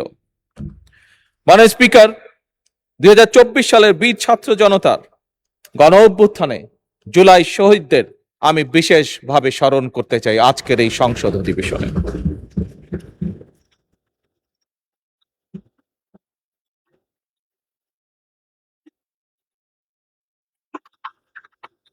মাননীয় স্পিকার, আজও আমরা উভয় পক্ষ আলোচনা প্রসঙ্গে আমরা উল্লেখ করেছি যে দেশ স্বাধীনে যারা জীবনকে উৎসর্গ করেছেন, যারা আহত হয়েছেন, সেই সকল মুক্তিযোদ্ধাদের যেমন আমরা এখনো ঋণ শোধ করছি, সেভাবে একইভাবে আমরা বিগত 17 বছর ধরে যে সকল রাজনৈতিক কর্মী বিভিন্ন দলের তারা যেভাবে নিজেদেরকে উৎসর্গ করেছেন, ক্ষতিগ্রস্ত হয়েছেন, ঠিক একইভাবে জুলাই যোদ্ধা যারা নিজেদেরকে উৎসর্গ করেন, যারা ক্ষতিগ্রস্ত হয়েছেন, আমরা সরকারের পক্ষ থেকে, শুধু সরকার না, আমি বলবো এক্ষেত্রে বিরোধী দলেও একসাথে, বিরোধী দল এবং সরকার একই সাথে উভয় পক্ষ আমরা সিদ্ধান্ত গ্রহণ করেছি এই সকল মানুষের পাশে রাষ্ট্রীয় অর্থনৈতিক অবস্থা বিবেচনা করে আমরা তাদের পাশে দাঁড়াবো। মাননীয় স্পিকার,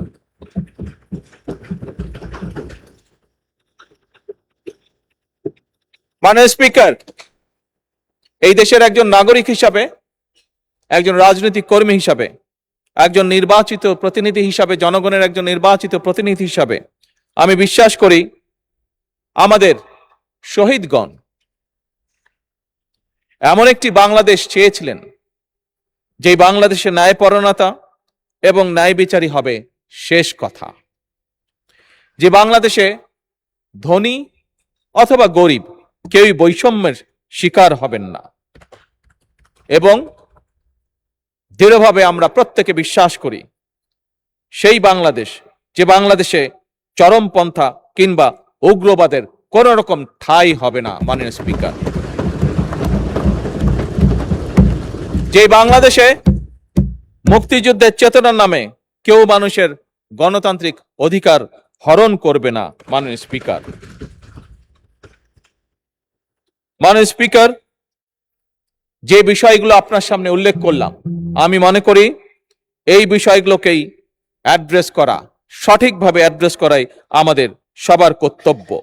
আমাদের শহীদদের প্রত্যাশিত বাংলাদেশ প্রতিষ্ঠা যদি আমরা করতে চাই, তাদের রক্তের ঋণ যদি আমরা শোধ করতে চাই, তাহলে অবশ্যই আমাদেরকে এই বিষয়গুলোকে অ্যাড্রেস করার মাধ্যমেই আমরা তাদের সেই ঋণ পরিশোধ করতে সক্ষম হব হয়তো।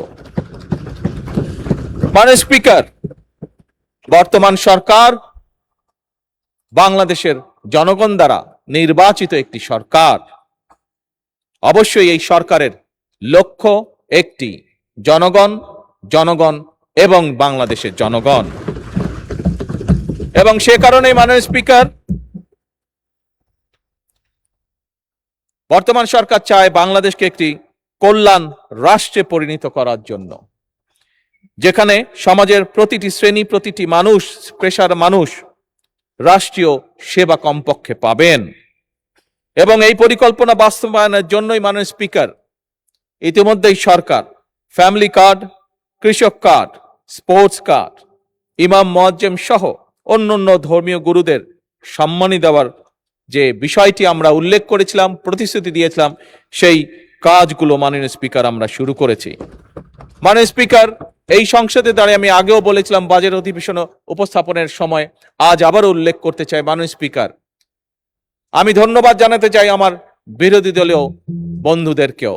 গতকাল কি একজন বিরোধী দলীয় সংসদ সদস্য, মাননীয় সংসদ সদস্য দাঁড়িয়ে জিজ্ঞেস করেছেন যে কবে তার এলাকায় ফ্যামিলি কার্ড প্রদান করা হবে। মাননীয় স্পিকার, বিএনপির এই পলিসি বা বিএনপির এই সিদ্ধান্তকে সমর্থন দেওয়ার জন্য আমি মাননীয় বিরোধী দলীয় নেতা সহ সকল বিরোধী দলীয় সংসদ সদস্যকে ধন্যবাদ জানাতে চাই। মাননীয় স্পিকার, আপনি নিজেও একজন কৃষকের সন্তান। এই দেশের অধিকাংশ মানুষ, অধিকাংশ পরিবার কোনো না কোনো ভাবে প্রত্যক্ষ বা পরোক্ষভাবে কৃষির সাথে জড়িত। আমার দল, বাংলাদেশ জাতীয়তাবাদী দল, বিগত নির্বাচনের আগে বাংলাদেশের মানুষের কাছে প্রতিশ্রুতি দিয়েছিল যে আমার দল যদি বাংলাদেশের মানুষের সমর্থন নিয়ে আল্লাহর রহমতে সরকার গঠনে সক্ষম হয়, আমরা তাহলে 10,000 টাকা পর্যন্ত যে সকল কৃষকের কৃষি ঋণ ছিল মাননীয় স্পিকার, আমরা সেগুলো পরিশোধ করব। মাননীয় স্পিকার, সেগুলো সরকার থেকে পরিশোধ করব, অর্থাৎ সেগুলো সুদ সহ ঋণ আমরা মওকুফ করে দেব। মাননীয় স্পিকার, আমরা সরকার গঠন করার সাথে সাথে প্রথম ক্যাবিনেট মিটিং এ আমরা সেই সিদ্ধান্ত নিয়েছি, যার ফলে সমগ্র বাংলাদেশে 13 লক্ষ কৃষক যাদের ঋণ 10,000 টাকা ছিল সুদ সহ সেই ঋণকে মওকুফ করে দেওয়া হয়েছে মাননীয় স্পিকার। কারণ আগেই আমি বলেছি মাননীয় স্পিকার, আমাদের লক্ষ্য হচ্ছে একটি রাষ্ট্র গঠন, একটি দেশ গঠন, যেখানে আমাদের মূল লক্ষ্যই হবে জনগণ। মাননীয় স্পিকার, সরকারের পরিকল্পনা অনুযায়ী নির্ধারিত নির্বাচিত প্রতিটি সেক্টরের মানুষের কাছে আর্থিক সুবিধা সম্মিলিত বিভিন্ন ধরনের যে সকল কার্ডগুলো আছে, আমরা সফলভাবে সেগুলো পৌঁছে দেওয়ার কাজ পর্যায়ক্রমিকভাবে ধীরে ধীরে শুরু করেছি। কিন্তু মাননীয় স্পিকার, এই সবগুলোকে এক সময় আমরা একটি কার্ডের মধ্যে নিয়ে আসতে চাই এবং সেজন্যই মাননীয় স্পিকার আমরা সিদ্ধান্ত গ্রহণ করেছি পর্যায়ক্রমিকভাবে আমরা সবগুলো, সেটি কৃষক কার্ড হোক, সেটি ফ্যামিলি কার্ড হোক, সেটি প্রবাসী কার্ড হোক, সেটি ইমাম মুয়াজ্জিম সাহেবদেরকে যে সম্মানী দেওয়া হচ্ছে সেটির কার্ড হোক, সবকিছু আমরা ইউনিভার্সাল কার্ড নামে একটি কার্ডের ভিতরেই আমরা সবকিছু নিয়ে আসব। মাননীয় স্পিকার, আগেও বলেছি, আবারও বলছি, একজন নাগরিক হিসাবে, একজন রাজনীতিবিদ, রাজনৈতিক কর্মী হিসাবে, একজন জনগণের নির্বাচিত প্রতিনিধি হিসাবে আমি বিশ্বাস করি, রাষ্ট্র যদি নাগরিকদের দায় মেটাতে ব্যর্থ হয় তাহলে জনগণ এবং রাষ্ট্র উভয়ই দুর্বল হয়ে পড়বে। মাননীয় স্পিকার, আমি মনে করি এই সকল সুবিধা নাগরিকদের প্রতি রাষ্ট্রের করুণা নয়, বরং এই সকল যেগুলো আমরা দিতে চাইছি, যেগুলো আমরা কাজগুলো করতে চাইছি, এগুলো হচ্ছে রাষ্ট্রের দায় জনগণের প্রতি। মাননীয় স্পিকার, ভবিষ্যতে যদি আমরা স্বৈরাচারকে রুখতে চাই, স্বৈরাচার তাবেদারকে রুখতে চাই, তাহলে অবশ্যই রাষ্ট্র এবং জনগণকে রাজনৈতিক এবং অর্থনৈতিকভাবে শক্তিশালী করতে হবে। মাননীয় স্পিকার, বর্তমান সরকার শুধু যে বিভিন্ন শ্রেণী পেশার মানুষকে সহযোগিতা করার জন্য বিভিন্ন রকম কার্ড যে প্রদান করবে তা নয়, আর্থিক সহায়তা হয়তো আমরা অবশ্যই তৈরি করব জনগণকে অর্থনৈতিকভাবে শক্তিশালী করে তোলার জন্য, বিশেষ করে যারা ডিপ্রাইভ অংশ, জনগণের যে অংশটি ডিপ্রাইভ। কিন্তু মাননীয় স্পিকার, একই সাথে আমাদের আরেকটি অন্যতম মূল লক্ষ্য হচ্ছে এই দেশে, বাংলাদেশে কর্মক্ষম যে জনশক্তি রয়েছে, সেই কর্মক্ষম জনশক্তির জন্য কর্মসংস্থানের সৃষ্টি করা, কর্মসংস্থানের জন্য সুনির্দিষ্ট পরিকল্পনা গ্রহণ করা। মাননীয় স্পিকার, সেজন্যই বিভিন্ন সেক্টরে আমরা ভাগ করে করে পরিকল্পনা গ্রহণ করেছি, যার ফলে আমরা প্রত্যাশা করি, আমরা আশা করি ইনশাআল্লাহ আমরা লক্ষ্য নয় কোটি মানুষের কর্মসংস্থান সৃষ্টিতে আমরা সক্ষম হব পর্যায়ক্রমিকভাবে। মাননীয় স্পিকার, জনশক্তি রফতানি ছাড়াও দেশের ভিতরে বিভিন্ন তথ্য প্রযুক্তি খাতে আমরা 10 লক্ষ কর্মসংস্থান সৃষ্টির পরিকল্পনা গ্রহণ করেছি। একই সাথে মাননীয় স্পিকার, যোগাযোগ পরিবহন খাতের এছাড়া ব্লু ইকোনমি বলতে আমরা যেটা বুঝি, সেই সামুদ্রিক সম্পদ আহরণ এবং ইকো ট্যুরিজমের খাতেও মাননীয় স্পিকার 10 লক্ষ কর্মসংস্থান আমরা সৃষ্টির চেষ্টা করছি। মাননীয় স্পিকার, এর বাইরেও বিদেশের কর্মসংস্থান ইজি করার জন্য, সহজ করার জন্য আমরা বিভিন্ন ভাষা এবং দক্ষতা প্রশিক্ষণও আমরা চালু করেছি। মাননীয় স্পিকার, চাহিদা ভিত্তিক এবং যুব উপযোগী শিক্ষা, উচ্চশিক্ষা প্রতিষ্ঠানের প্রশিক্ষণ এবং ক্যারিয়ার সেন্টার স্থাপনও আমাদের এই পরিকল্পনা মাননীয় স্পিকার এগিয়ে চলছে। মাননীয় স্পিকার, বাজেট অধিবেশনে মাননীয় অর্থমন্ত্রী উপস্থাপন করেছেন যে কোন প্রেক্ষাপটে, কি পরিস্থিতিতে আমরা বাংলাদেশের দায়িত্বভার গ্রহণ করেছি। মাননীয় স্পিকার, ঋণ নির্ভর অর্থনীতিকে আমরা পরিণত করতে চাই বিনিয়োগ নির্ভর অর্থনীতি, এবং আমাদের সরকারের যে মূল যে কটি পরিকল্পনা তার অন্যতমই হচ্ছে যে বিনিয়োগ নির্ভর থেকে অর্থনীতিকে ঋণ নির্ভর থেকে অর্থনীতিকে আমরা বিনিয়োগ নির্ভর অর্থনীতিতে পরিণত করব। কর্মসংস্থান সৃষ্টি করব, সম্পদ তৈরিতে আমরা বিনিয়োগ নির্ভর অর্থনীতি হবে আমাদের প্রধান চালিকা শক্তি, মাননীয় স্পিকার। এবং সেই কারণেই বর্তমান সরকার সকল পরিকল্পনা এমনভাবে তৈরি করেছে যাতে ইনশাআল্লাহ 2034 সালের মধ্যে আমরা $1 ট্রিলিয়ন অর্থনীতির কাছাকাছি চলে যেতে পারি।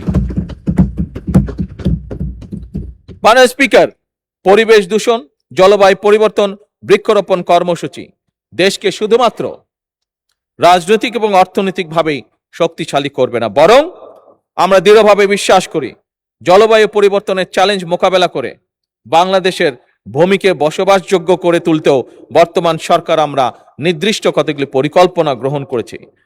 মাননীয় স্পিকার, আগামী 5 বছর স্বেচ্ছাশ্রম এবং সরকারি উদ্যোগে আমরা সারা দেশে 25 কোটি বৃক্ষরোপণ বা সবুজ কর্মসংস্থান সৃষ্টির কাজ আমরা হাতে নিয়েছি। মাননীয় স্পিকার, আজকের অধিবেশনের প্রথম পাঠে আমি বলেছিলাম যে আজকে সকালে আমি প্রাথমিক স্কুলের বাচ্চাদের একটি অনুষ্ঠানে যোগদান করেছিলাম। সেই অনুষ্ঠানেও সেইখানে আমি নিজে এবং অনলাইনে কানেক্টেড হয়ে বাংলাদেশের বিভিন্ন উপজেলায় সাথে স্কুলগুলোর সাথে কানেক্টেড হয়ে মাননীয় স্পিকার আজকে সকলে আমরা প্রায় 2 লক্ষ গাছের চারা আমরা রোপণ করেছি। মাননীয় স্পিকার, মাননীয় স্পিকার, যে 25 কোটি গাছ বা 25 কোটি বৃক্ষরোপণের আমরা পরিকল্পনা গ্রহণ করেছি, সেটিকে সফল করার জন্য প্রতি বছর ইনশাআল্লাহ আমরা 5 কোটি বৃক্ষ রোপণ করতে চাই। এবং এই যে বৃক্ষগুলি রোপণ করা হবে মাননীয় স্পিকার, তার জন্য তো অবশ্যই চারা উৎপাদন করতে হবে। এবং এই চারা উৎপাদন করার জন্য মাননীয় স্পিকার আমরা পরিকল্পনা গ্রহণ করেছি যে 10,000 নতুন নার্সারি উদ্যোক্তা গড়ে তোলা হবে। যেই 10,000 নার্সারি মাননীয় স্পিকার গড়ে তোলা হবে, সেই 10,000 নার্সারিতে আমরা আশা করছি যে ইনশাল্লাহ 2.5 লক্ষ মানুষের কর্মসংস্থানের ব্যবস্থা হবে এই 10,000 নার্সারিতে। মাননীয় স্পিকার, এছাড়াও ভূমি ব্যবস্থাপনা, বন্দর ব্যবস্থাপনা, গ্রামীণ ও নগর অবকাঠামো উন্নয়ন, প্রযুক্তি নির্ভর শিক্ষার অগ্রাধিকার, বহুভাষা শিক্ষা, দেশের আভ্যন্তরীণ নিরাপত্তা এবং সার্বভৌমত্ব রক্ষায় সময় উপযোগী প্রতিরক্ষা কৌশল নির্ধারণ এবং এই সকল প্রত্যেকটি বিষয় কাজ এগিয়ে চলছে পর্যায়ক্রমিকভাবে। মাননীয় স্পিকার, একটু আগে মাননীয় বিরোধী দলীয় নেতা বিষয়টি উল্লেখ করেছেন। কি সেই বিষয়টি হচ্ছে অবশ্যই দুর্নীতি দমন এবং আইন শৃঙ্খলা রক্ষায় সরকারের অগ্রাধিকার। বর্তমান সরকার আইন শৃঙ্খলা রক্ষা বাহিনীকে সম্পূর্ণভাবে পেশাদার হিসাবে গড়ে তুলতে চায়। মাননীয় স্পিকার, একইভাবে মাননীয় স্পিকার, দুর্নীতির যে বিষয়টি আছে, আমরা দেখেছি স্বৈরাচারের সময় কিভাবে প্রতি বছর এই দেশ থেকে $16 বিলিয়ন পাচার করে দেওয়া হয়েছে, যার ফলে বিরোধী দলীয় নেতা ওনার বক্তব্যে যে রাস্তাঘাট বা যেটারই উনি বিবরণ দিয়ে থাকুক না কেন, এই সকল সমস্যাগুলো একটি অন্যতম কারণ হচ্ছে এই দুর্নীতি। মাননীয় স্পিকার, এবং এই দুর্নীতিকে যে কোনোভাবেই হোক, সেটি হাত বেঁধেই হোক, টুটি চেপেই হোক, যে কোনোভাবে নিয়ন্ত্রণ করতে বর্তমান সরকার মাননীয় স্পিকার বদ্ধপরিকর।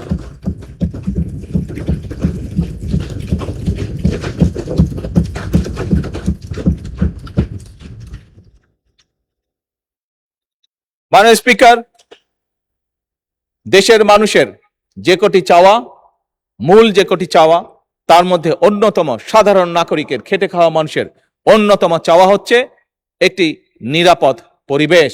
অর্থাৎ একজন কৃষক হোক, একজন শ্রমিক হোক, একজন শিক্ষক হোক, শিক্ষিকা হোক, ছোট ব্যবসায়ী হোক, যেমনই মানুষ হোক না কেন, প্রত্যেকটি মানুষ চায় দিন শেষে কাজ শেষ করে যখন সে বাড়িতে ফিরে যাবে তখন সে নিরাপদে যাতে যেতে পারে বাড়িতে, অথবা দিন শেষে বাড়ি গিয়ে যখন পরিবারকে নিয়ে যদি কোথাও বেড়াতে বের হয় সে যাতে নিরাপদে যেতে পারে, আবার নিরাপদে তার বাসস্থানে ফিরে আসতে পারে। মাননীয় স্পিকার, জনগণের এই নিরাপত্তা নিশ্চিত করার জন্য একটু আগেই আমরা উল্লেখ করেছি আমরা আইন শৃঙ্খলা বাহিনীকে পেশাদার হিসাবে গড়ে তুলতে চাই, এবং সেটিরই অংশ হিসেবে মাননীয় স্পিকার আমরা বর্তমান সরকার 10,000 নতুন পুলিশ কনস্টেবল নিয়োগ দেওয়ার পরিকল্পনাও হাতে নিয়েছে। মাননীয় স্পিকার, আগেও বলেছি, আবারও আমি উল্লেখ করতে চাই, বর্তমান সরকার কোনোভাবেই কোনো প্রকার চরমপন্থা বা উগ্রবাদকে প্রশ্রয় দিবে না। এবং আমরা যেভাবে সরকারি দল এবং বিরোধী দল আমরা বিভিন্ন বিষয় এই সংসদে কোনো কোনো বিষয় হয়তো দ্বিমত করেছি, কিন্তু একই সাথে অনেক বিষয় আমরা একমত পোষণ করেছি। আমি বিশ্বাস করি দৃঢ়ভাবে যে উগ্রবাদ এবং চরমপন্থাকে যে বর্তমান সরকার প্রশ্রয় দেবে না, এই ব্যাপারে আমরা সম্পূর্ণভাবে বিরোধী দলের সহযোগিতা পাবো ইনশাল্লাহ।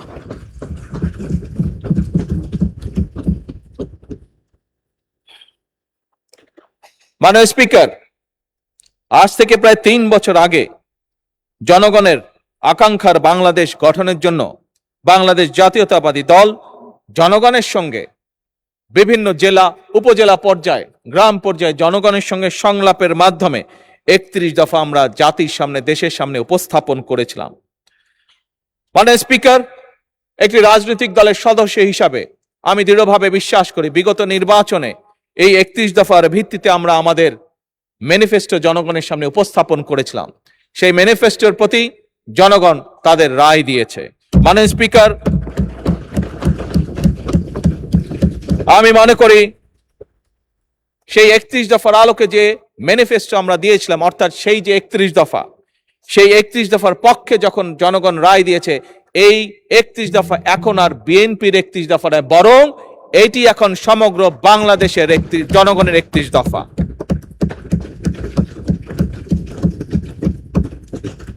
এবং এই 31 দফা এখন যেরকম 31 দফা এখন যেমন সমগ্র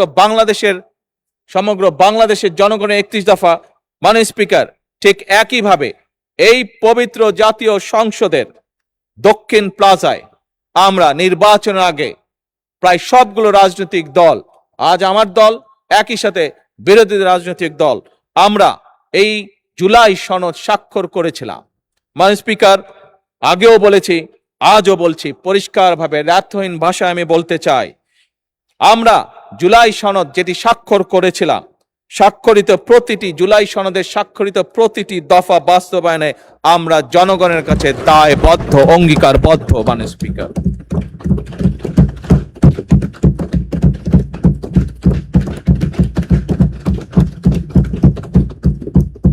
মাননীয় স্পিকার, ফ্যাসিবাদ স্বৈরাচারের আমলে যেভাবে দেশের প্রতিটি প্রতিষ্ঠানকে, সংগঠনকে ধ্বংস করে দেওয়া হয়েছে, প্রতিটি সাংবিধানিক সংগঠনকে যেমন ধ্বংস করে দেওয়া হয়েছে, তার মধ্যে অন্যতম একটি ছিল বাংলাদেশের শিক্ষা খাত।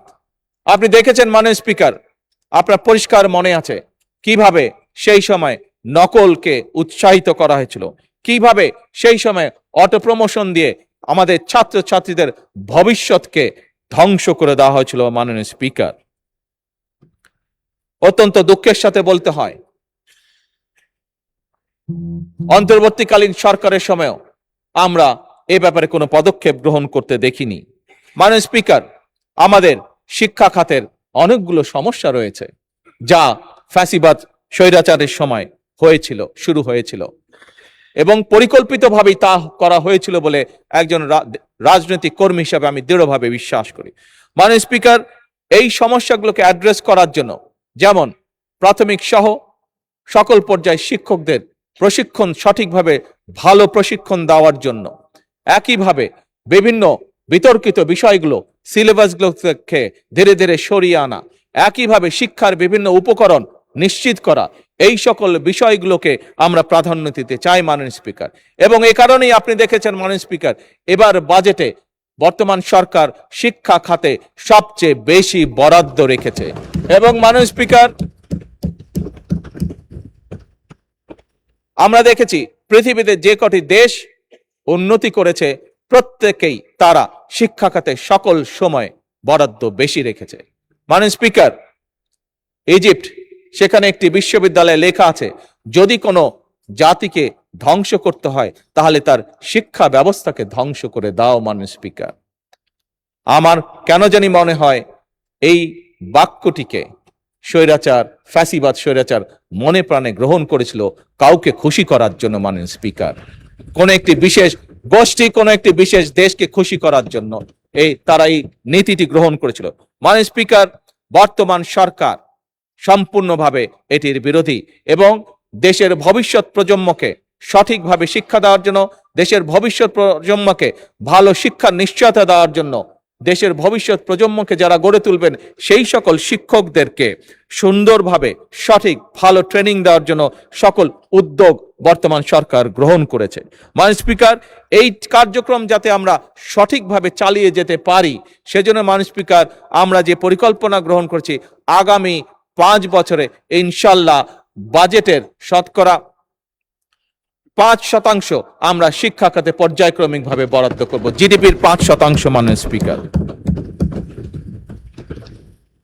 মাননীয় স্পিকার, আমরা যে যতই বলি না কেন, ছোটবেলায় একটি লেখা পড়েছিলাম বইয়ের মধ্যে, স্বাস্থ্যই হচ্ছে সকল সুখের মূল।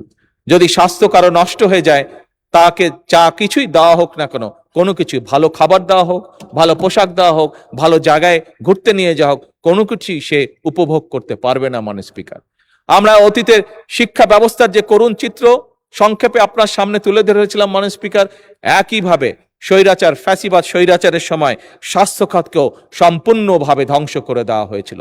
মাননীয় স্পিকার, বলতে দ্বিধা নেই, আমার স্ত্রী যেহেতু একজন চিকিৎসক, আমার আশেপাশে যে কোনো ভাবেই হোক, সে কারণেই হোক, বহু চিকিৎসক আমার আশেপাশে আছেন, আমার পরিবারের মধ্যেই হোক, পরিবারের আশেপাশে হোক।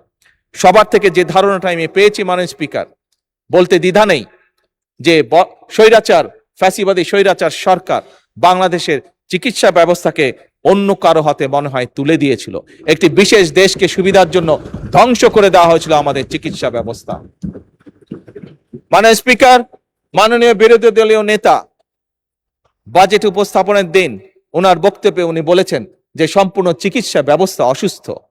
আমি ওনার সাথে, উনি বলেছিলেন 100% অসুস্থ, আমি বলেছিলাম 100% না, 101% অসুস্থ। মাননীয় স্পিকার, আজও একইভাবে সেই কথার পুনরাবৃত্তি করতে চাই। মাননীয় স্পিকার, সেজন্যই আমরা সিদ্ধান্ত গ্রহণ করেছি পর্যায়ক্রমিকভাবে আমরা এই চিকিৎসা ব্যবস্থাকে ধীরে ধীরে গড়ে তুলতে চাই, জনগণের উপযোগী করে তুলতে চাই। সেজন্য মাননীয় স্পিকার,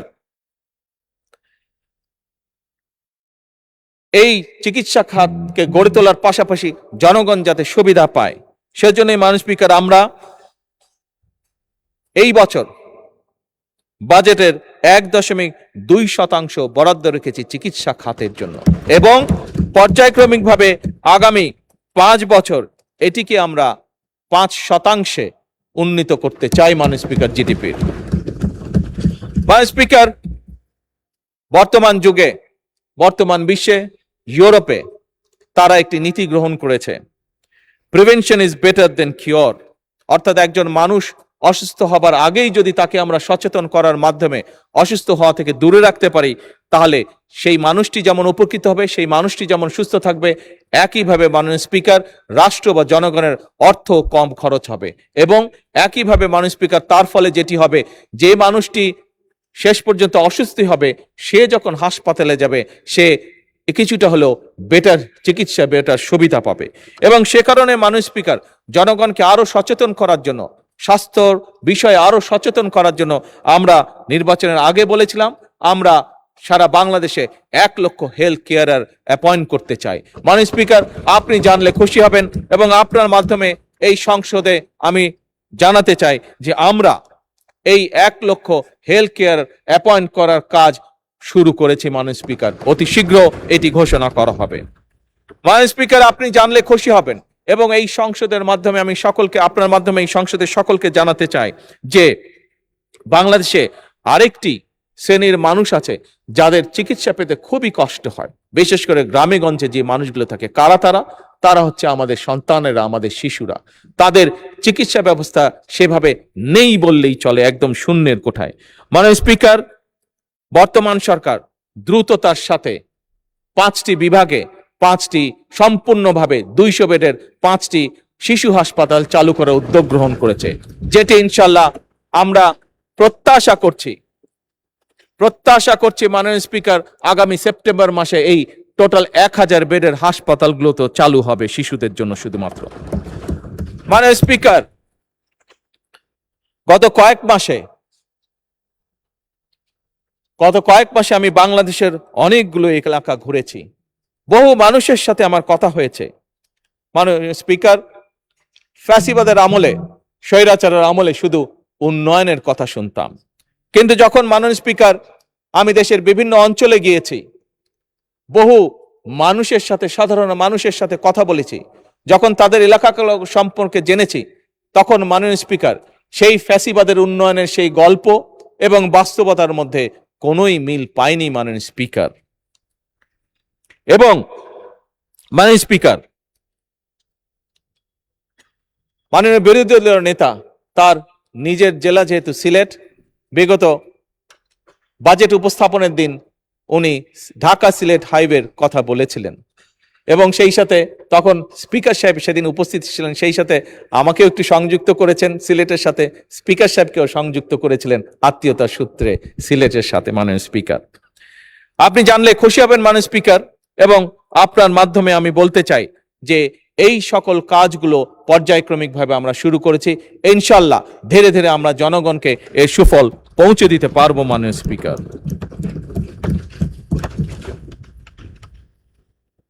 মাননীয় স্পিকার, আমি আরেকটি খাতের কথা উল্লেখ না করলেই নয়।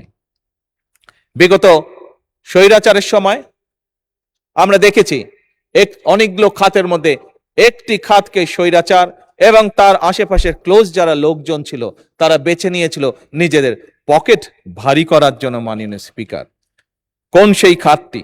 সেই খাতটি ছিল মাননীয় স্পিকার বিদ্যুৎ সেক্টর।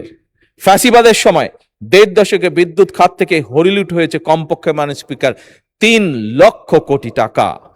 কুইক রেন্টাল গুলোকে, এইটি ছিল তাদের কুইক রেন্টালের নামে কুইক মানি অর্জনের একটি সেক্টর, কুইক দুর্নীতির একটি সেক্টর। মাননীয় স্পিকার, এই কুইক রেন্টাল গুলোকে কমপক্ষে 1,30,000 কোটি টাকারও বেশি ক্যাপাসিটি চার্জ দেওয়া হয়েছিল, কিন্তু মাননীয় স্পিকার জনগণ কিন্তু তার সুফল পায় নাই।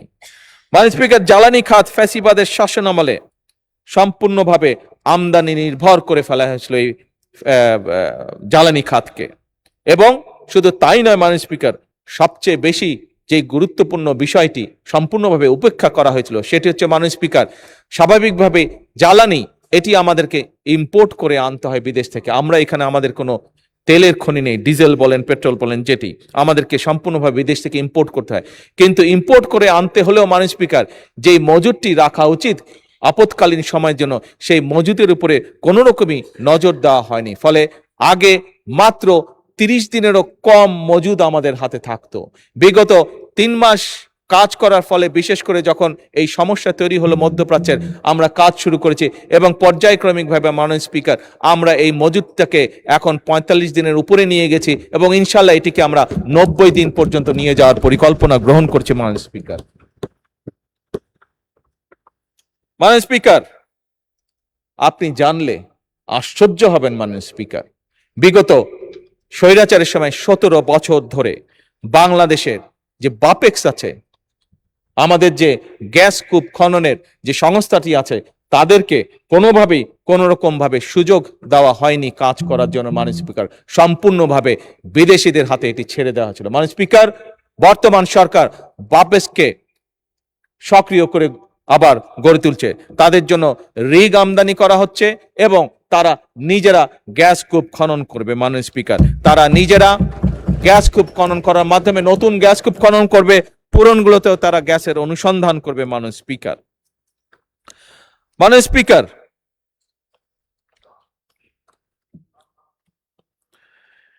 মাননীয় স্পিকার, বাংলাদেশ জাতীয়তাবাদী দল বিএনপি একাধিকবার রাষ্ট্র পরিচালনার দায়িত্ব পালন করেছে, সে অভিজ্ঞতা এবং পরিকল্পনা নিয়ে আমরা কাজ করছি। মাননীয় স্পিকার, এবারও রাষ্ট্র পরিচালনায় আমাদের সুনির্দিষ্ট কতগুলো পরিকল্পনা রয়েছে, যা সংক্ষেপে আপনার সামনে আমি তুলে ধরেছি। মাননীয় স্পিকার, মাননীয় স্পিকার, যদিও আমাদের অর্থনীতি দুর্বল, সমগ্র বিশ্ব একটি যুদ্ধ পরিস্থিতির ভিতর দিয়ে যাচ্ছে এবং এই সংসদ, এই সরকারের কাছে জনগণের প্রত্যাশা অপরিসীম।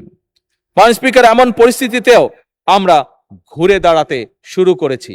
মাননীয় স্পিকার, অর্থনৈতিকভাবে ধীরে ধীরে ঘুরে দাঁড়াতে শুরু করেছি। মাননীয় স্পিকার, মাননীয় স্পিকার, আমরা জনগণকে সাথে নিয়ে পরিকল্পনাগুলোকে ইনশাল্লাহ বাস্তবায়ন করব, কারণ মাননীয় স্পিকার, বাংলাদেশের জনগণ পরিশ্রমী, আমাদের তরুণরা উদ্যমী, আমাদের কৃষকরা পরিশ্রমী এবং উৎপাদনশীল মাননীয় স্পিকার, এবং আমাদের উদ্যোক্তারা সম্ভাবনাময়। মাননীয় স্পিকার, আমি বিশ্বাস করি সরকার যদি ব্যবসা বাণিজ্যের সামনে সকল বাধা সরিয়ে দিতে সক্ষম হয়, আমরা দুর্নীতিকে যদি নিয়ন্ত্রণ করতে পারি এবং ন্যায়ভিত্তিক সুযোগ সৃষ্টি করতে পারি মাননীয় স্পিকার, এবং অবশ্যই রাষ্ট্রীয় প্রতিষ্ঠানগুলোকে যদি জবাবদিহিতার আওতায় আনতে পারি মাননীয় স্পিকার, তাহলেই আমরা শহীদদের সেই প্রত্যাশিত বাংলাদেশ গড়ে তুলতে সক্ষম হব।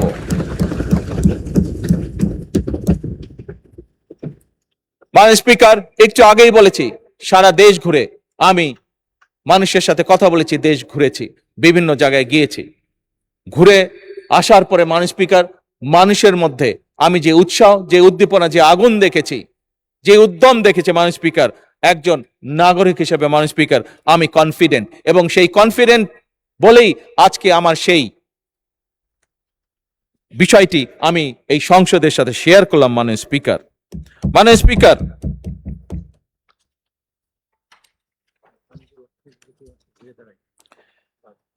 মাননীয় স্পিকার, আমি আপনার মাধ্যমে এই সংসদের সকল সদস্যদের মাধ্যমে, কারণ আমরা সকলে জনগণের প্রতিনিধি, জনগণের প্রতিনিধিত্ব আমরা করছি, আমি কয়েকটি বিষয়, হয়তোবা এটি ঠিক সংসদীয় বিষয় না, তারপরে আমি মনে করি রাজনীতির বিষয়ও না, কিন্তু আমি মনে করি বিষয়গুলি আমাদের বর্তমান এবং ভবিষ্যতের সাথে জড়িত, এবং সে কারণে মাননীয় স্পিকার এই বিষয়গুলি আমি এই মহান সংসদের সামনে, এই 350 জনপ্রতিনিধির সামনে মাননীয় স্পিকার আমি আপনার মাধ্যমে উপস্থাপন করতে চাই।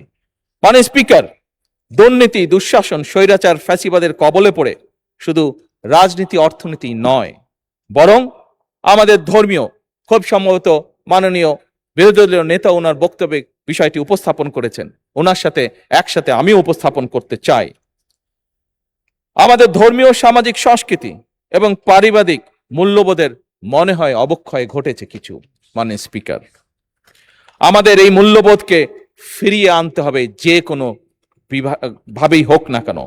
পারিবারিক যে মূল্যবোধ, সেটিকেও আমাদের ফিরিয়ে আনা অত্যন্ত জরুরি মাননীয় স্পিকার। মাননীয় স্পিকার, একটি ছোট্ট ছড়া আমিও ছোটবেলায় পড়েছি, আপনিও পড়েছেন, আমার বিশ্বাস অধিকাংশ বিরোধী দলীয় নেতাও পড়েছেন, আমি মনে করি, দৃঢ়ভাবে বিশ্বাস করি অনেক সংসদ সদস্যই পড়েছেন। সেটি কি, সেটি ছড়াটি? সকালে উঠি আমি মনে মনে বলি, সারাদিন আমি যেন ভালো হয়ে চলি। মাননীয় স্পিকার, আমাদের এই ছোটবেলার যে ছড়া বা কবিতা, যেই মূল্যবোধ, সেই মূল্যবোধ আমাদেরকে, এই সংসদকে যে কোনো মূল্যে ফিরিয়ে আনতে হবে মাননীয় স্পিকার। যদি আমরা এই দেশকে গঠন করতে চাই, তাহলে অবশ্যই এই সকল মূল্যবোধ আমাদেরকে ফিরিয়ে আনতে হবে। এক্ষেত্রে মাননীয় স্পিকার, আমি প্রতিটি পরিবার যার যার দায়িত্ব পালন করবে বলে দৃঢ়ভাবে বিশ্বাস করি, এবং এই দায়িত্বটা যাতে প্রত্যেকটি পরিবার পালন করতে পারে, যাতে করে, মাননীয় আপনার মাধ্যমে মাননীয় সকল সংসদ সদস্যকে আমি অনুরোধ করব, এই ব্যাপারে যদি আপনারা যার যার এলাকায় মানবিক দায়িত্ব গ্রহণ করেন, তাহলে আমরা আমাদের কাঙ্ক্ষিত বাংলাদেশকে ফিরিয়ে আনতে পারবো। মাননীয় স্পিকার, আপনার মাধ্যমে আমি আরেকটি বিষয় জনগণের দৃষ্টি আকর্ষণ করতে চাই মাননীয় স্পিকার, আমি জানি না কিভাবে মিলে গেল, মাননীয় বিরোধী দলীয় নেতা তার একটু আগে যে বক্তব্য উপস্থাপন করেছেন, সেখানে উনিও এই বিষয়টি উল্লেখ করেছেন। মাননীয় স্পিকার, আসুন মাননীয় স্পিকার, আপনার মাধ্যমে সকল সংসদ সদস্য আমরা আমাদের জনগণকে উদ্বুদ্ধ করি, আমরা যেন যত্র তত্র ময়লা আবর্জনা না ফেলি। এটি আমরা যদি প্রত্যেকে, বাংলাদেশের 300 এলাকায় 300 জন সংসদ সদস্য, এবং আমার বোনেরাও যে 50 জন আমাদের এখানে নারী সংসদ সদস্য আছেন, সেই বোনেরাও যদি স্ব এলাকায় আমরা দায়িত্ব গ্রহণ করি, তাহলে অবশ্যই আমরা এই অবস্থার পরিবর্তন ঘটাতে পারবো। মাননীয় speaker, plastic bag, polythene bag কিংবা বোতল, যেখানে যেটিই থাকুক না কেন, সেটি যাতে আমরা মানুষকে সেই সচেতনতা দিতে পারি, সেটি যাতে যেখানে সেখানে ফেলা না হয়। মাননীয় স্পিকার, ছোট্ট এই বিষয়গুলো সংসদে বলার কারণ হলো, বিষয়গুলি ছোট হলেও বিষয়গুলি আমাদের জনজীবনে এর প্রভাব অপরিসীম বর্তমান এবং ভবিষ্যতের জন্য। মাননীয় স্পিকার, আমরা চাই, নিশ্চয়ই আমরা চাই, প্রত্যেকটি মানুষ আমরা চাই, প্রত্যেকটি সংসদ সদস্য আমরা চাই একটি পরিচ্ছন্ন এবং স্বাস্থ্যকর বাংলাদেশ গড়ে তুলতে। মাননীয় স্পিকার, আমি একটু পরেই মাগরিবের আজান হয়ে যাবে, আমি আমার বক্তব্যকে সংক্ষেপ করে নিয়ে আসতে চাই। মাননীয় স্পিকার, আমি এই বাজেট অধিবেশন চলাকালীন সময় যারা নিয়ম শৃঙ্খলা রক্ষার দায়িত্ব পালন করেছেন, সার্জেন্ট অ্যাট আর্মস, সংসদের সকল পর্যায়ের কর্মকর্তা কর্মচারী সকলকে আমি আন্তরিকভাবে ধন্যবাদ জানাতে চাই। মাননীয় স্পিকার, এবার আমি আরেকটি বিষয়ের উপরে দৃষ্টি আনতে চাই, এটিও আমি বিরোধী দলের সম্মানিত নেতার সাথে একমত হয়ে বলতে চাই। সেটি হলো, এই সংসদে এবং প্রধানমন্ত্রী কার্যালয়ের কয়েকজন ব্যক্তি যারা কাজ করেছেন, বাজেট অধিবেশন চলাকালীন সময় বিভিন্ন দায়িত্ব পালন করেছেন, তাদেরকে এই সময়ের মধ্যে যে প্রাপ্য ভাতা সংসদের রীতি অনুযায়ী সেটি দেওয়ার আহ্বান আমি জানাতে চাই মাননীয় বিরোধী দলের নেতার সাথে। মাননীয় স্পিকার, আমি আপনার মাধ্যমে দেশবাসীকে আশ্বস্ত করতে চাই, বর্তমান সরকার জনগণের সরকার, বর্তমান সরকার জনগণের কাছে দায়বদ্ধ সরকার। আমরা জনগণের আকাঙ্ক্ষাকে ধারণ করি, আমরা জনগণের আকাঙ্ক্ষাকে সম্মান করি। জনগণের জীবন এবং সম্পদ সুরক্ষা সরকারের পবিত্র আমানত বলে আমরা দৃঢ়ভাবে বিশ্বাস করি। মাননীয় স্পিকার, আমরা এমন একটি বাংলাদেশ গড়ে তুলতে চাই যেখানে রাষ্ট্র এবং সরকার হবে জনগণের কাছে জবাবদিহিমূলক। মাননীয় স্পিকার, অর্থনীতি হবে অন্তর্ভুক্তিমূলক এবং সর্বোপরি নাগরিকের জীবন হবে নিরাপদ, মর্যাদাপূর্ণ এবং সম্ভাবনাময়। মাননীয় স্পিকার, ত্রয়োদশ জাতীয় সংসদের চলতি দ্বিতীয় অধিবেশন গত 7ই জুন 2026 তারিখে শুরু হয়ে 1 মাস 9 দিন পর আজ সমাপ্ত হতে যাচ্ছে। গত 11 জুন 2026 তারিখে মাননীয় অর্থমন্ত্রী সংসদে 2026-27 অর্থ বছরের বাজেট উপস্থাপন করেছেন। এই সংসদের প্রথম বাজেট উপস্থাপন করেছেন। বাজেটের উপর সরকারি এবং বিরোধী দলের 316 জন সংসদ সদস্য প্রায় 48 ঘন্টা 51 মিনিট আলোচনা করেছেন। এই অধিবেশনে আমি যদি সঠিক বলে থাকি 11টি বিল পাস সহ প্রধানমন্ত্রীর প্রশ্ন এবং অন্যান্য মাননীয় মন্ত্রীদের প্রশ্ন জিজ্ঞাসা উত্তর আলোচিত এবং টেবিলে উপস্থাপিত হয়েছে। এছাড়াও মাননীয় স্পিকার, সংবিধান সংশোধন সম্পর্কিত বিশেষ কমিটি, সরকারি হিসাব কমিটি সহ বেশ কয়েকটি মন্ত্রণালয় সম্পর্কিত স্থায়ী কমিটি গঠিত হয়েছে। অধিবেশন চলাকালে সংসদ সচিবালয় কর্মকর্তা ও কর্মচারীগণ দিনরাত সরকারি ছুটি সহ ছুটির দিনেও এমনকি অক্লান্ত পরিশ্রম করে মঞ্জুরি দাবি ছাঁটাই প্রস্তাব, বাজেট পাস, 68 বিধিতে সংক্ষিপ্ত আলোচনা, 147 বিধিতে সাধারণ আলোচনা এবং সংসদীয় বিভিন্ন কার্যক্রম পরিচালনা সহ অধিবেশন সুষ্ঠুভাবে সমাপ্তিতে সহায়তা করেছেন। তাই সার্বিক বিষয় বিবেচনাপূর্বক 2026 খ্রিস্টাব্দে বাজেট অধিবেশন উপলক্ষে জাতীয় সংসদ সচিবালয়, যা একটু আগে আমি বলেছি, আবারও জোর দিয়ে বলতে চাই, সকল কর্মকর্তা ও কর্মচারী, 7 বাৎসরিক কর্মচারীবৃন্দ, প্রধানমন্ত্রী কার্যালয়ের কর্মচারীবৃন্দ, যারা সংসদ ভবনস্থ প্রধানমন্ত্রী দপ্তরে সহায়ক হিসাবে কর্মরত, বিটিভি এবং বাংলাদেশ বেতারের সংসদে কর্মরত কর্মচারীবৃন্দ এবং সংসদে কর্মরত গণপূর্ত বিভাগ সহ সংশ্লিষ্ট কর্মচারীবৃন্দকে পূর্ব রেওয়াজ অনুযায়ী তাদের চলতি 1 মাসের মূল বেতনের সমপরিমাণ অর্থ সম্মানী ভাতা হিসেবে প্রদানের জন্য আমি মাননীয় স্পিকারকে অনুরোধ করছি। মাননীয় স্পিকার, সংসদ পরিচালনার জন্য আমি মাননীয় স্পিকারকে আন্তরিক ধন্যবাদ জানাচ্ছি। আমি ধন্যবাদ জানাচ্ছি মাননীয় ডেপুটি স্পিকারকে, মাননীয় চিফ হুইপ সহ হুইপবৃন্দ, মন্ত্রিসভার মাননীয় সদস্যবৃন্দ এবং সকল মাননীয় সংসদ সদস্যকেও আন্তরিক ধন্যবাদ। আমি মাননীয় বিরোধী দলীয় নেতা বিরোধী দলের উপনেতা এবং বিরোধী দলের চিফ হুইপ সহ বিরোধী দলের সকল সংসদ সদস্যকেও জানাই আন্তরিক ধন্যবাদ। আমি ধন্যবাদ জানাচ্ছি সভাপতি মণ্ডলীর মাননীয় সদস্যবৃন্দকে। আন্তরিক ধন্যবাদ জানাই সংসদ সচিবালয়ে সচিব সহ কর্মকর্তা ও কর্মচারীবৃন্দকে, সরকারের বিভিন্ন মন্ত্রণালয়, বিভাগ এবং দপ্তরের কর্মকর্তা ও কর্মচারীবৃন্দকে। আরো ধন্যবাদ জানাই চিকিৎসক, পুলিশ, ফায়ার সার্ভিস, গণপূর্ত, বিদ্যুৎ ও টেলিফোন বিভাগ সহ নিরাপত্তা বাহিনী সহ সকল সেবাকারী প্রতিষ্ঠানের ব্যক্তিবর্গকে। অবশ্যই সাংবাদিক ভাইরা এর থেকে বাদ যাবেন না, ধন্যবাদ তাদেরও প্রাপ্য। মাননীয় স্পিকার,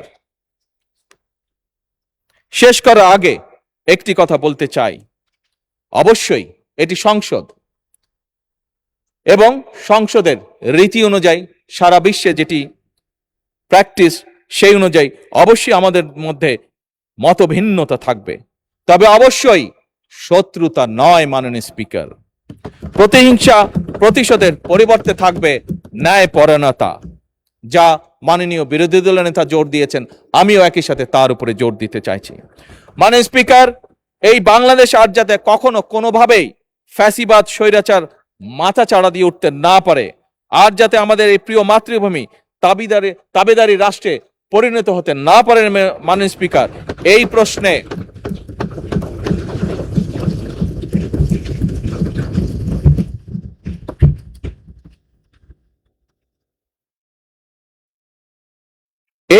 মাননীয় স্পিকার, আমরা অর্থাৎ সংসদে বিরোধী দল এবং সরকারি দল, আমি দৃঢ়ভাবে আমরা বিশ্বাস করতে চাই আমাদের মধ্যে রয়েছে জাতীয় ঐক্য এবং যে কোনো মূল্যে এই জাতীয় ঐক্য অটুট এবং বজায় থাকবে ইনশাআল্লাহ। মাননীয় স্পিকার,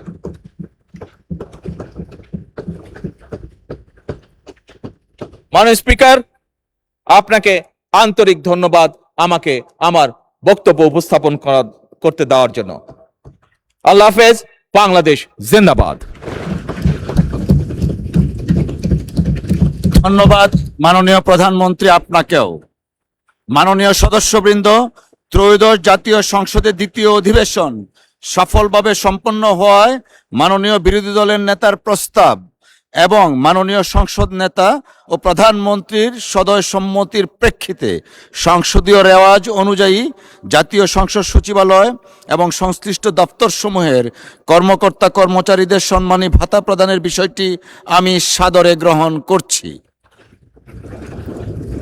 পরিশেষে মহান আল্লাহ তাআলার নিকট প্রার্থনা করি, তিনি যেন আমাদের এই প্রিয় মাতৃভূমি বাংলাদেশকে শান্তি, সমৃদ্ধি ও কল্যাণে সমৃদ্ধ করেন এবং আমাদের সকলকে জনগণের কল্যাণে নিষ্ঠার সঙ্গে দায়িত্ব পালনের তৌফিক দান করেন। আমি এখন ত্রয়োদশ জাতীয় সংসদের দ্বিতীয় অধিবেশনের সমাপ্তি সংক্রান্ত মহামান্য রাষ্ট্রপতির আদেশ পাঠ করছি। গণপ্রজাতন্ত্রী বাংলাদেশের সংবিধানের ৭২ অনুচ্ছেদের ১ দফায় প্রদত্ত ক্ষমতা বলে আমি গণপ্রজাতন্ত্রী বাংলাদেশের রাষ্ট্রপতি মোহাম্মদ শাহাবুদ্দিন ত্রয়োদশ জাতীয় সংসদের চলতি দ্বিতীয় ২০২৬ খ্রিস্টাব্দের বাজেট অধিবেশন ১৪৩৩ বঙ্গাব্দের ৩১ আষাঢ় মোতাবেক ২০২৬ খ্রিস্টাব্দের ১৫ জুলাই বুধবার বৈঠক শেষে সমাপ্ত ঘোষণা করছি। মোহাম্মদ শাহাবুদ্দিন, রাষ্ট্রপতি, গণপ্রজাতন্ত্রী বাংলাদেশ সরকার। ধন্যবাদ মাননীয় সংসদ নেতা, বিরোধী দলের নেতা এবং সমস্ত সংসদ সদস্যদেরকে। আল্লাহ হাফেজ। বাংলাদেশ জিন্দাবাদ। আসসালামু আলাইকুম।